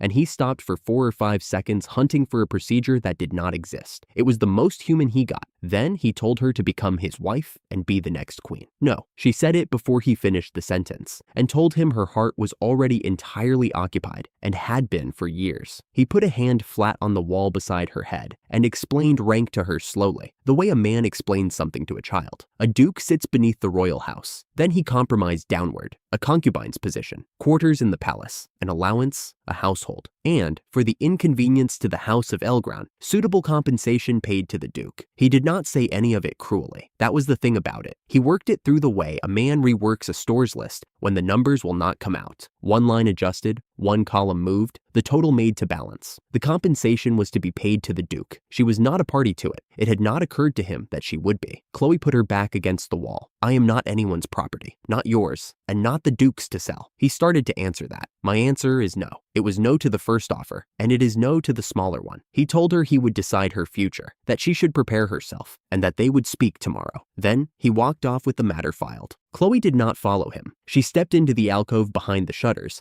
because somebody else was coming up the corridor. Arya did not walk in on an argument. She walked in on a humiliated man and went to work. She agreed with him. That was all she did. A girl from that background could not be expected to understand what she had been offered. Every time she handed him one of his own thoughts back, he stood a little straighter and held it a little harder. No light, nothing in the air. Then she suggested, gently, that he might simply guide the girl firmly, and he left certain he had thought of it himself. Then she said the rest out loud, alone, to nobody. The prince first, the heir of Elgrand second, once he was spent, and the maid broken by being handed to the man who had put a price on her. Chloe heard every word of it from 6 paces away and did not move. Leon was standing behind her. Whatever he used to know where she was had brought him the whole corridor, both halves of it. I heard it. He was not looking at her. Say the thing you told him about your heart again. She did not. Then he told her what he intended to do about the rest of it, entirely calmly, and the calm was the frightening part. I am going to start the preparations required to end a country. Chloe took hold of his coat with both hands. She did not beg. Begging had never worked on him. A duke's heir killing a crown prince is a war. Put a number on the dead, and then give me the law instead. He looked down at her hands for a long moment. He did not agree to anything. He said he would wait until tomorrow. The prince had said tomorrow as well. 3 weeks after the arrest, a rider came up from the south with 2 letters. The first instructed the heir of Elgrand to present himself at his father's house on the 9th. The second, in the same hand, said that the maid who had assembled the ledgers was to attend as well. 3 weeks was what the process cost. The parties restrained. 40 of the household interviewed one at a time. The hidden assets found and counted, and a letter sent north and answered before anybody would say out loud that the Duchess had been writing to a neighboring power. A ducal house does not sentence its own Duchess in an afternoon. They left the academy before dawn and were in the great hall by early afternoon. The house had convened properly. A long table at the head of the room with the papers stacked a hand deep in front of the Duke, the household steward at the doors, 4 men of the ducal guard along the wall, chairs in rows for cousins and stewards, and 2 clerks up from the capital who wrote down everything anybody said. Walter van Elgrand had aged out of all proportion to 3 weeks. By right, the reading belonged to the Duke, and it was the last thing he still had the right to do. The name survived if he did it himself. It did not survive if the crown sent a man down to do it for him. Leon was offered a chair at the front and did not take it. Chloe stood at the back against the wall, where staff stood. The doors at the lower end opened and the guard brought them up. 3 weeks ago, she had been a duchess. She came in thin, in an undyed gray wool dress with a plain shawl over it, her hair loose and unarranged, nothing gold anywhere on her. Her eyes went round the room once. They counted the guard, found the doors, weighed the clerks and the men at the table, and the distance to her husband. They were still working. She had not repented of anything. Edgar came half a step behind her, with his mother between him and the room, gray in the face, chewing at his lip. Every scrap of the swagger was gone. Walter did not stand. He drew the top sheet off the stack and read it, and the voice he read it in belonged to nobody. Isabel van Elgrand, wife of the Duke of Elgrand, is found to have committed fraud against this house over a period of years. She is found to have forged the hand and the seal of the Duke. She is found to have held improper correspondence with a neighboring power. She is found to have acted with sustained malice against the son of this house. He turned the sheet over. She is stripped of the title of Duchess. She is stripped of every status, every authority, and every protection this house has ever extended to her. Edgar van Elgrand is struck from the line of succession of this house. Both are permanently banished from the ducal house of Elgrand. Both are sentenced to the northern mines. Transport is to be arranged. He put the sheet face down on the stack. One of the clerks was still writing. Nobody in that hall looked pleased, and Leon, standing at the front with his hands at his sides, looked least pleased of anybody in it. Then Isabel started. She said it could not be right, that a house does not do this to its own wife. She said she had given everything to this family and had run it for 20 years while nobody thanked her for a single day of it. Nobody interrupted. When the answer did not come, she went where she had always gone in the end and said that if that child had simply never existed, all of it would have gone smoothly. Edgar cried out for his father. Walter looked at the table. Leon crossed the floor and stopped in front of her, close enough to be heard without raising anything. He did not raise anything. The cellar, he left a space after it. The poison in my food, the men you hired, the letters you forged, the country you tried to sell this house to. She did not answer one of them. Edgar started talking then, fast, first to the room, then to his father, then to Leon. He had not known. He had never held a ledger in his life. He had not known how far his mother went, and nobody could prove that he had. Leon turned his head. If you did not know, then the sin of being useless is heavier. You laughed while it was being done. Edgar went white and stopped. Chloe watched the Duke through all of it. He read out his wife's crimes, and he did not look at her once, not while he read them, and not while his son said them again. 10 years ago, that man had stopped at the top of a staircase, listened to what was happening at the bottom of it, and gone back up to his study. The guard took them down. The doors closed. Nothing had been carried out yet, and the transport still had to be arranged. They were back inside the academy gates in 2 days, and the prince found them at lunch break. Castiel came down the middle of the main corridor with his jacket unfastened and his face red, and the students got out of his way without being asked. By the time he reached Leon, the arcade had cleared 30 paces in both directions. He wanted to know what the heir of Elgrand thought he was doing, putting words into a servant's mouth and turning her against the crown. He said the refusal was Leon's work, and he said it loudly enough for the whole corridor to carry. Leon waited until he had finished. Your values are cheap. I said so. and I would say it again. The prince told him what a man of his rank was permitted to do to somebody who spoke that way. I pointed out that you insulted her. That is the entirety of my offense. The magic came up off Castile like heat off a road. Then he drew. Steel, in a school corridor, in front of 40 witnesses, and the formal words after it, the Academy Arena, 1 week, blade to blade. Leon accepted before the echo had finished. I accept, and I am going to teach you something you will carry for the rest of your life about saying her name. The prince went pale. Drawing had been the easy part. A challenge made that way cannot be withdrawn by the man who made it, and Leon had known that before he opened his mouth. She had asked him for the law instead of a war, and he had said he would wait until tomorrow. Tomorrow had come up the middle of a school corridor and put the law in his hand with its own fingers on the hilt. Watching him accept it inside half a second, Chloe was not at all certain he had done anything but wait. Chloe worked it through from 6 paces back. A formal duel meant the whole school on the benches, and a rumor about a duke's heir fighting the crown over a maid moving outward from the capital by the end of the week. It meant Leon in an arena with a reason standing in the stands, and Leon with a reason did not stop early. A formal duel, in front of the whole school, over a maid. Her quiet year had lasted about a month. The prince's rooms took the worst of it for an hour. A chair went over. An attendant mentioned carefully that the heir of Elgrond was reputed to be the strongest blade in the Knight Order and was told to get out. Arya arrived after that with sympathy. She agreed with him. She agreed that it was monstrous, that a duel arranged this way favored a man who had trained with a blade since he could walk, that nobody had ever spoken to him like that in his life. She never once told him anything. She only ever agreed, and the more she agreed, the larger the room made him. Then, halfway through agreeing, she mentioned a thing she had heard from a girl in the year below. An old relic, cursed and long out of use, sold out of a hut in the hollow forest by a woman who does not ask what anything is for. A thing that lends power it does not own. She did not push it. She said it was probably only a story and moved on. No light, nothing in the air. He decided to go that night and told her he had decided it. In the corridor outside, she let her face go for a second, and what came up under it was satisfaction. Students were told never to go near the hollow forest, and the instructors did not soften it. Fog that never lifted. Ground with things living in it. No patrol closer than a day's ride. They went in a little before midnight with one hand lamp between them. He talked while they walked, which was the closest he came to honesty in the whole business. The duel, the corridor, a maid who had told him no twice in one afternoon, and a wanting that had gone sour somewhere and come out the other side with a grudge in it. Something came out of the fog low and fast on the left, and 3 more behind it. Venom wolves, and the first one did not survive him. Twice a wind he had not called turned a wolf half a step wide of him. Once a small light went up behind his shoulder at the moment he needed to see the ground. He noticed neither. He was busy being the only person in that forest who was fighting. Arya screamed in the correct places, and she was very good at it. Her help was an investment. He had to come out of the trees alive to be any use to her in the arena.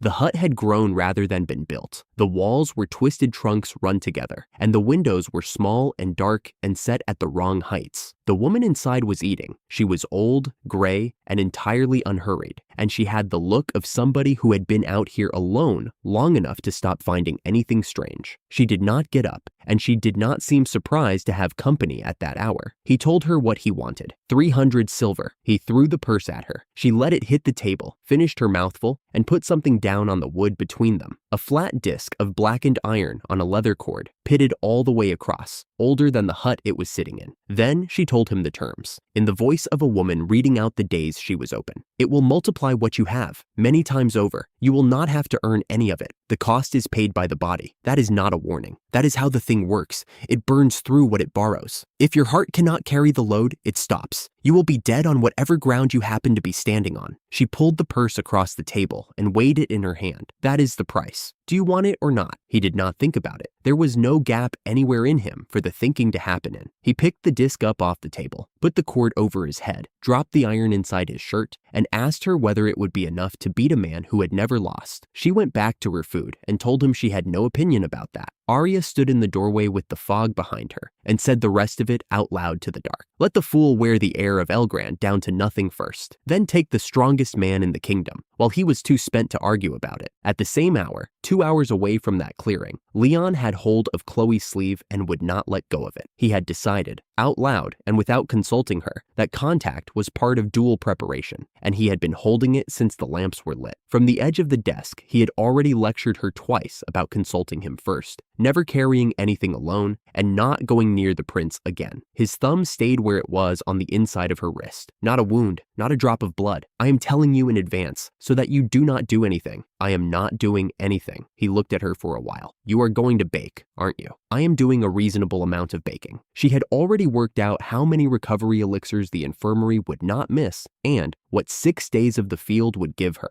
And the honest answer to the second one was absurd. He told her he knew it. She told him the amount was reasonable, and they went round it twice more, and neither of them moved a step, and the shape of the argument was old enough that both of them knew where it ended before it got there. Then she stopped arguing. I believe in you. That is all. I am not asking for anything. It was not a plan. She had been handing him plans since he was 8, and it was the first thing she had ever given him that he could not use. He did not answer straight away. When he did, he told her he would spend everything he had answering it, and then he asked her, in the voice he kept for the things he actually wanted, to stay where he could see her. She said she would. What she did not say was that she had been carrying a bad feeling since the corridor and could not make it specific enough to be worth handing to a man with a duel in front of him. South of the capital, transport was being arranged for 2 people who no longer had titles. East of the academy, a prince came out of the fog at first light with a disc of black iron under his shirt. Chloe went back to her rooms and started counting elixir grass. 3 nights before the duel, a little after midnight, Chloe put a needle through her own thumb.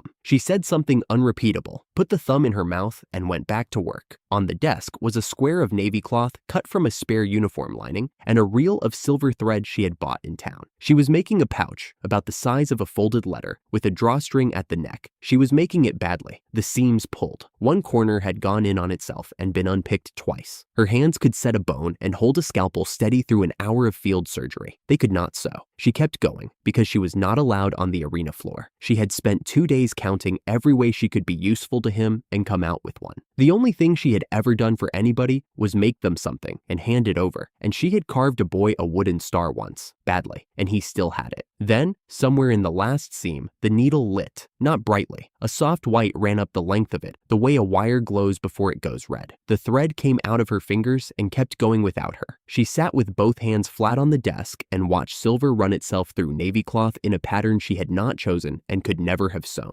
Small flowers opening along the seam, and small 5-pointed stars filling the spaces between them, the stitches even, the corners square. Better work than her hands had ever produced. It took about as long as one slow breath. Then the air in the room snapped clean, once, out loud, like a sheet shaken out. The candle did not go out. The dust that had been turning in the lamplight was simply not there anymore. She sat and looked at it for a long while. It had been doing this since the first morning, when she had asked a filthy room to be clean, and been handed, along with it, a wall across the doorway that a grown man could not push his arm through. Every instruction she gave it, it heard, and then went further. What she had been thinking, the whole time she was ruining that seam, was keep him safe. She pulled the drawstring shut, put it in her inside pocket, and did not sleep much. By morning, the academy had stopped talking about anything else, and every version going round that walkway had a maid in it somewhere. She got him to one side by a pillar and put the pouch in his hand. It is a safety item, she told the pillar. He turned it over once. The flowers caught the light, and so did the stars. It is a love token, and you are not going to talk me out of the word. It is a safety item. Say it properly. She held out for about 2 seconds. All right, yes, it is that. He opened his jacket, and she saw the folded dispatch already in the inside pocket. The one up from the south about arrangements for 2 people who no longer had titles and had not yet left the house at Elgrand. He set the pouch in against it. His attention went half a day's ride south for a moment and came back. I am going to finish this in front of everyone, he told her, so that nobody in this kingdom ever uses a word like that about you again. As far as I am concerned, insulting you is a capital matter. Then he kissed her forehead and told her to watch. She said she would watch. The stands were full an hour early. Students in the bowl, staff along the rail, 4 royal knights on the sand to supervise a fight the crown had formally sanctioned. Chloe was put in the staff box, behind 2 rails and a warded panel, the safest position in the building. She worked out on the way in that he had arranged it the day after the challenge, 5 days before he needed to,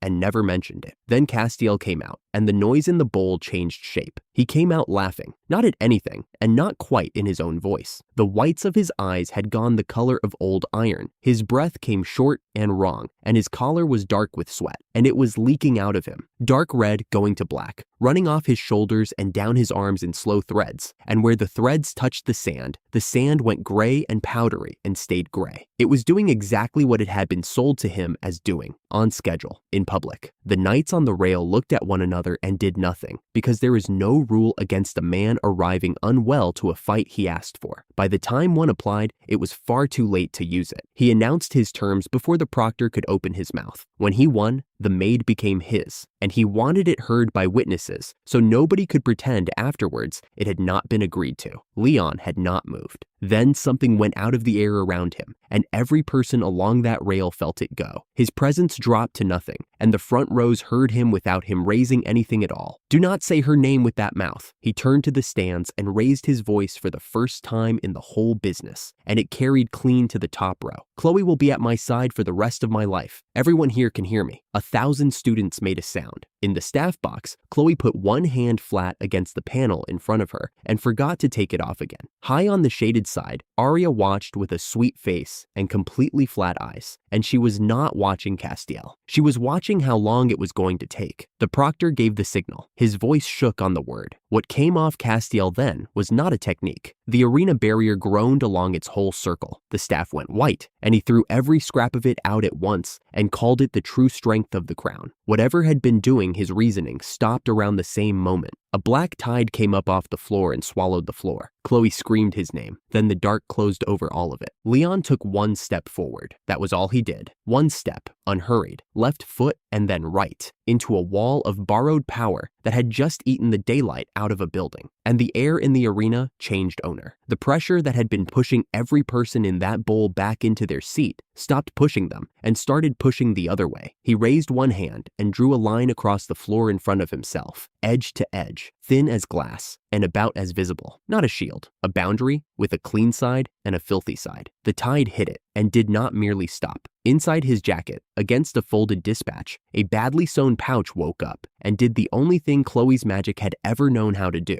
which was to look at a thing, decide it was filth, and put it back where it came from. The black tide came off that boundary the way dishwater comes off a scrubbed plate. It turned in the air across the entire width of the arena, all of it at once. Thousands of threads of red and black, reversing along their own length in the same instant, and it went home. This was the rule, and the bowl had never seen it before. It had taken poison out of a silver bowl and left the soup. It had put a dead swamp back the way it was in an afternoon. It had gone through a kitchen full of hired men and left them lying on the flagstones. The boundary was his. The turn was hers. Neither one of those would have been enough on its own, and the whole school got to watch both. It went into him where it had come out of him. It had never been his. He had bought a way to carry it a week ago, and now it burned the channels it had been borrowed through from the inside, in the order it had been sold to him. He screamed, not at Leon, at the knights on the rail, at the proctor, at the stands, orders in the voice a prince uses, telling them to do something about it. Not one of them could have done anything if all of them had wanted to.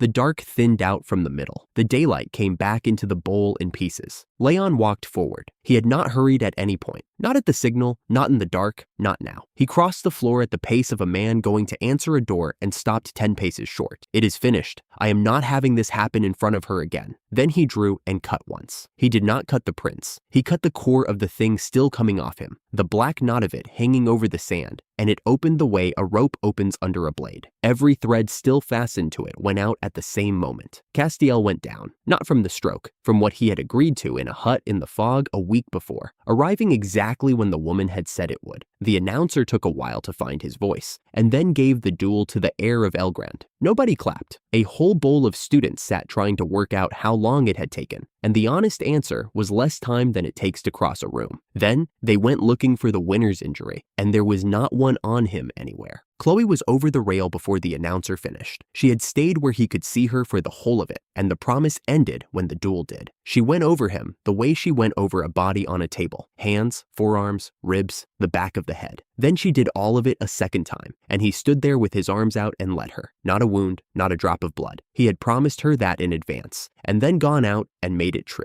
And then she looked past his shoulder at the prints on the sand, and everything in her dropped. A crown prince was dying in front of 1,000 witnesses, 3 paces from the heir of Elgrond, whose blade was still out. She had it worked out before anybody else in that arena got near it. Nobody would care what he had bought, or that the boundary had been defensive. There would be an inquiry, and an inquiry needs a hand to put a death on. She ran. She went down on her knees in the sand and pulled the full-strength bottle out of her inside pocket, the one she had spent 6 days making for Leon. The prince turned his head away and started objecting. She got a hand under his jaw. "Open your mouth. I am not asking." He drank it. His color came back in stages, and his breathing went down into his chest where it belonged. She said the rest of it out loud with his head on her knee. "If you die on this floor, they hang it on him. That is the only reason. I would like you to understand that clearly." She waited until his eyes could hold hers. "I am not being kind to you." It was true, and she checked. She went looking while she said it for mercy or pity or the reflex that had made her save strangers on roads for years, and there was nothing there for him at all. That made twice in one season she had kept a man alive for reasons that had nothing to do with the man. A shadow arrived over both of them. "Why?" he asked from directly behind her, and at absolute zero. "Are you touching another man in front of me?" She did not look up.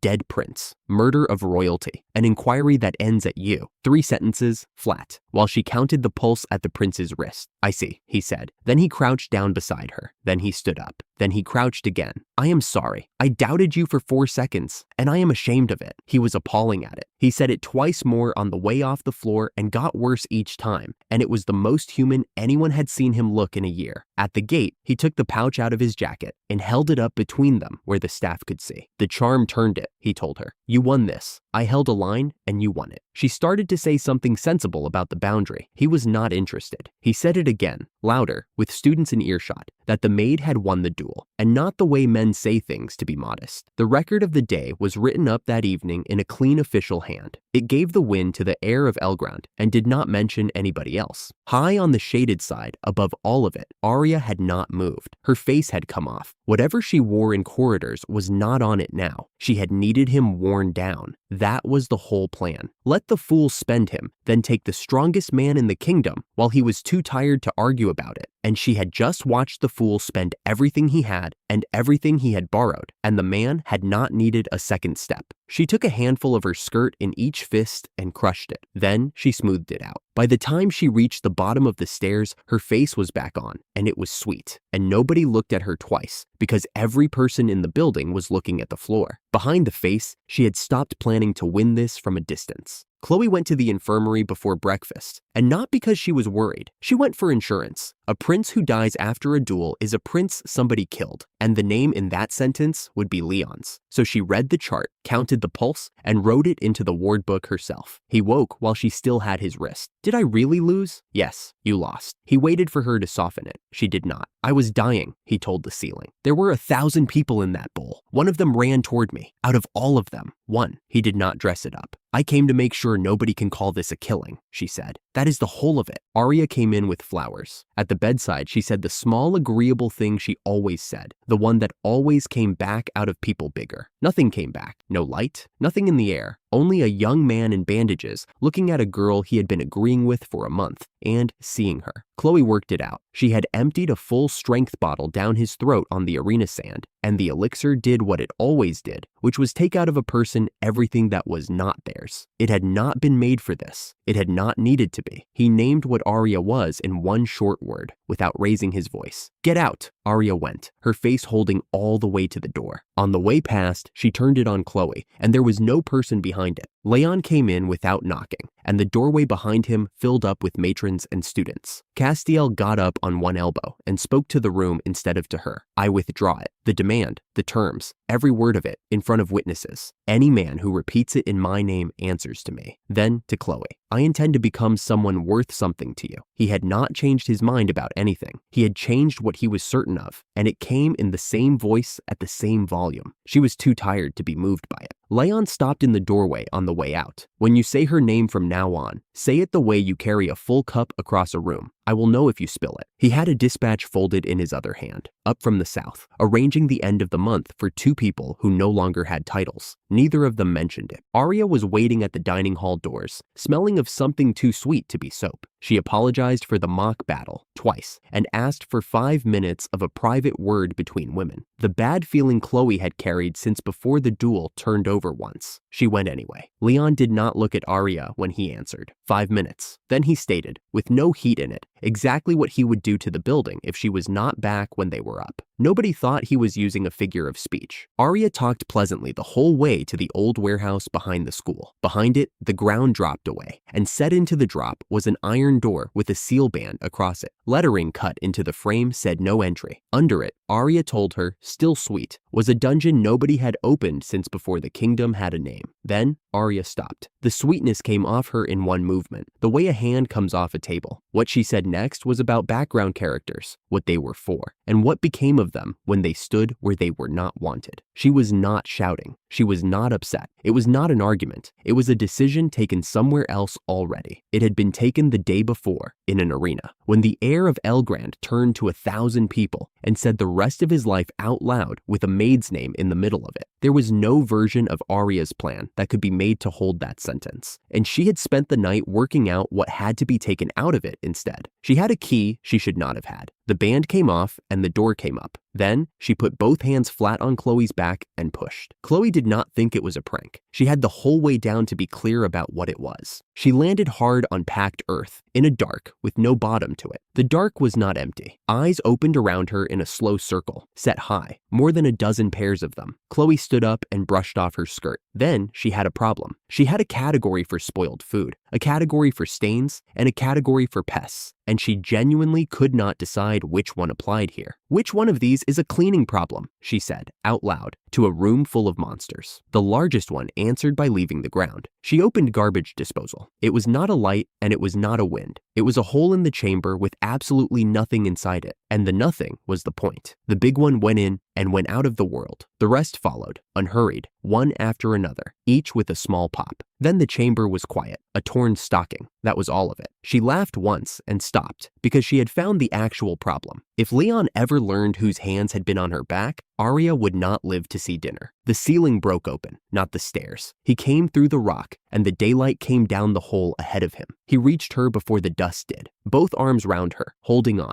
and he was shaking. She had never once seen that. You were gone. His mouth was in her hair. I could not feel you. He had always known where she was, the way a man knows where his own hand is, without checking, since the night in the cellar. Outside the dining hall, she had stopped being anywhere at all. My heart stopped. I want you to understand that literally. Then, level again. Give me the name. She did not give it to him. Take me up, she said instead. Please take me up first, he asked a second time. She asked again, and in the end, he set it aside without agreeing to drop it. Later then, he picked her up and carried her out through the hole he had made into the afternoon. Arya had done something that could not be taken back, and it would have to be dealt with her way, because the other way ended in a body. She tried the words background character on the way across the lawn. They did not fit anymore. Leon carried her up out of the hole he had made, and the ground moved under his boots. He had gone through structural stone to reach her. In that place, the structure was the seal, and the seal was older than the kingdom. He had broken it getting to her. The pavement lifted once, the whole length of the yard, the way a chest lifts, and settled. Then it did it again. Old ceiling magic came up out of the cracks, pale and cold enough to feel through shoes, and it kept coming, because there was nothing left holding it down. Then the bells started. Not the academy bell, every bell in the capital at once, which was the sound the city made when it wanted everyone out of it.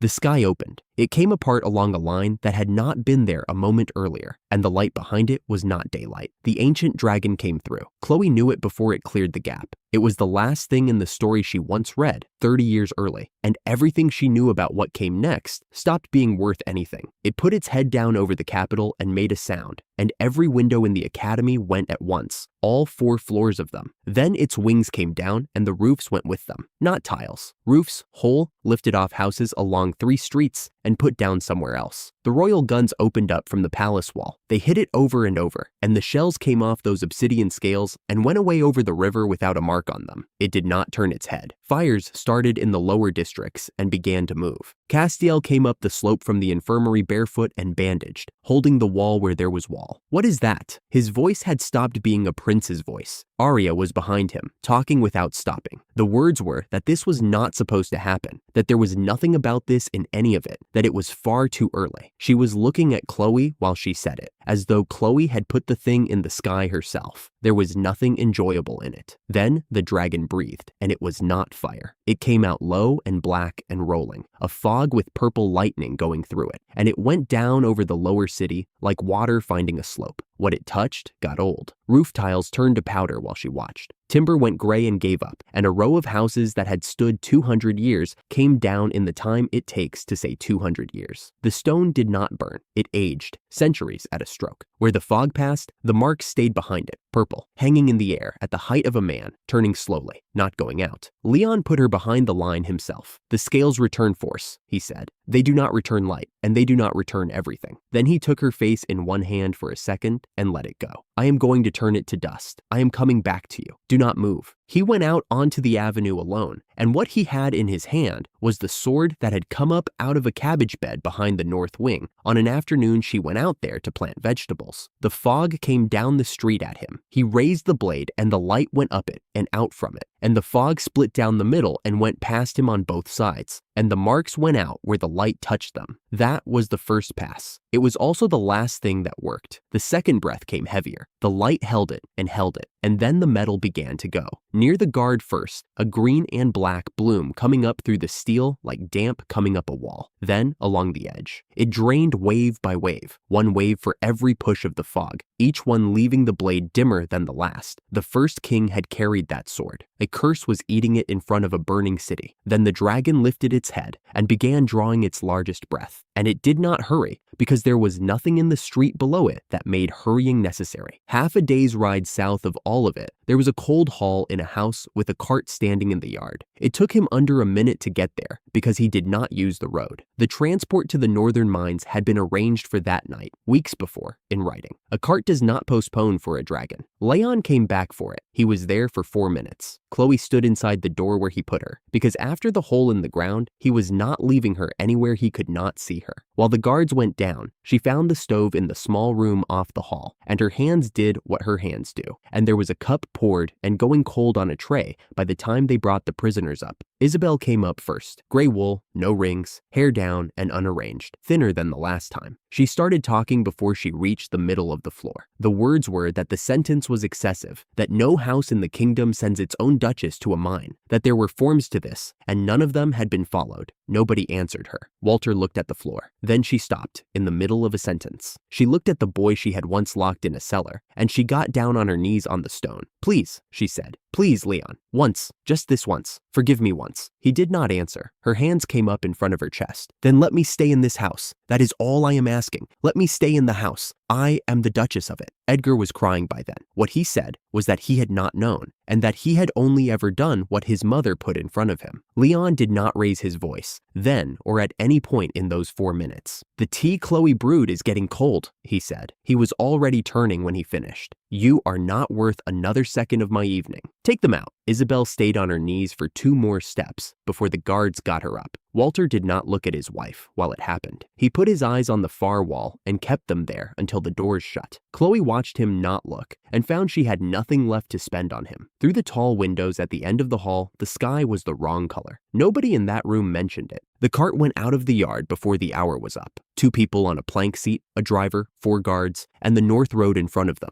Edgar had hold of his mother's sleeve. Isabel sat straight, and her eyes were still working, still going over it, still looking for the door in it. Then they went back to the Capitol. Chloe got behind the line and counted the waves coming off the blade. 4, then 3, then 2. She did the arithmetic, and it came out the same every way she ran it. The sword had about a minute left in it, and the thing over the city had all night. It was charging the last breath, head back, the black gathering in its throat in a slow purple pulse, and it was not hurrying. That was the part she could not stand. It was not fighting him. It had looked at the man in the street and decided he did not require an effort. Leon stood in front of a dying light and did not step back. Castiel shouted at her. She heard him. She was already going. "I am not standing here," she said, out in the open, on broken stone, with nothing over her. She had called herself a background character for 10 years, in kitchens and corridors, and to herself in the dark, and she had believed every word of it. "I have never once been able to just watch," she called down the avenue. "Not in one life, and not in this one. So I am not going to." She opened the preservation store and put her hand into it. The 2 wands came out into her fists. She had made them herself in her first year in that house, out of dowel and ribbon, and a great deal of remembering, and she had made them badly, because they came from the life she had before, and there was nobody in this world to make them for her. Then she had put them on the lowest shelf of a cold room, and never once taken them out. They had sat in that vault ever since, soaking up whatever it was she had in her, every day, for 10 years. They were warm. "Leon," her voice went the whole length of the street. "I am going to cheer for you. Watch me." She set her feet apart on the stone and got her weight over them, the way you do before you lift something heavy. Both wands came up in front of her chest, then out, then over her head in a wide, clean arc, and the light came after them and stayed in the air where they had been. She counted herself in, out loud, because you always count yourself in. Then she did it properly. Arms up and cross, down, out, and hold. Turn on the ball of the foot, kick, and up again higher than the first time. Both hands, both lights, her chin up and her throat open. Her hair came out of its pins on the second turn, and she did not stop for it. She was calling the whole way through it, his name, and then that he could do this, and then that she was there and watching, and then his name again, louder, until the sound was coming out of her chest instead of her mouth, and everything she had was going out through her hands and into the light. The light stopped being light. It went up off the wands in 2 ropes, and the ropes came together and turned into a pillar, white and enormous, standing straight up through the black fog and opening a hole in it. It was taller than the palace. The curse marks along the avenue went out in a line as it passed them. Then it came over in an arc, all of it, and landed squarely between his shoulder blades. The rot came off the blade the way a mark comes off a plate, and it did not stop there. The sword took the light and kept taking it, and the metal went past clean and past bright into something else, until the thing in his hand was not lit anymore. It was a source. It was a low sun standing on end in a burning street. He turned around. Ash was coming down between them, and there was a woman at the end of the avenue with her arms still up. "You are the only God who has ever given me light," he said. Then he raised it, and it took its true form, Ascalon. The sky parted, not the way it parts for weather. It went back on both sides like a door opened from the other side, and out of the gap came a blade. It came down slowly, and it kept coming, and by the time the point cleared the cloud, it was thicker than the city walls, and longer than the tallest tower in the capital, and the whole of it went down into his hand and fitted there. The light off it put the fires out. The ancient dragon had never been afraid of anything.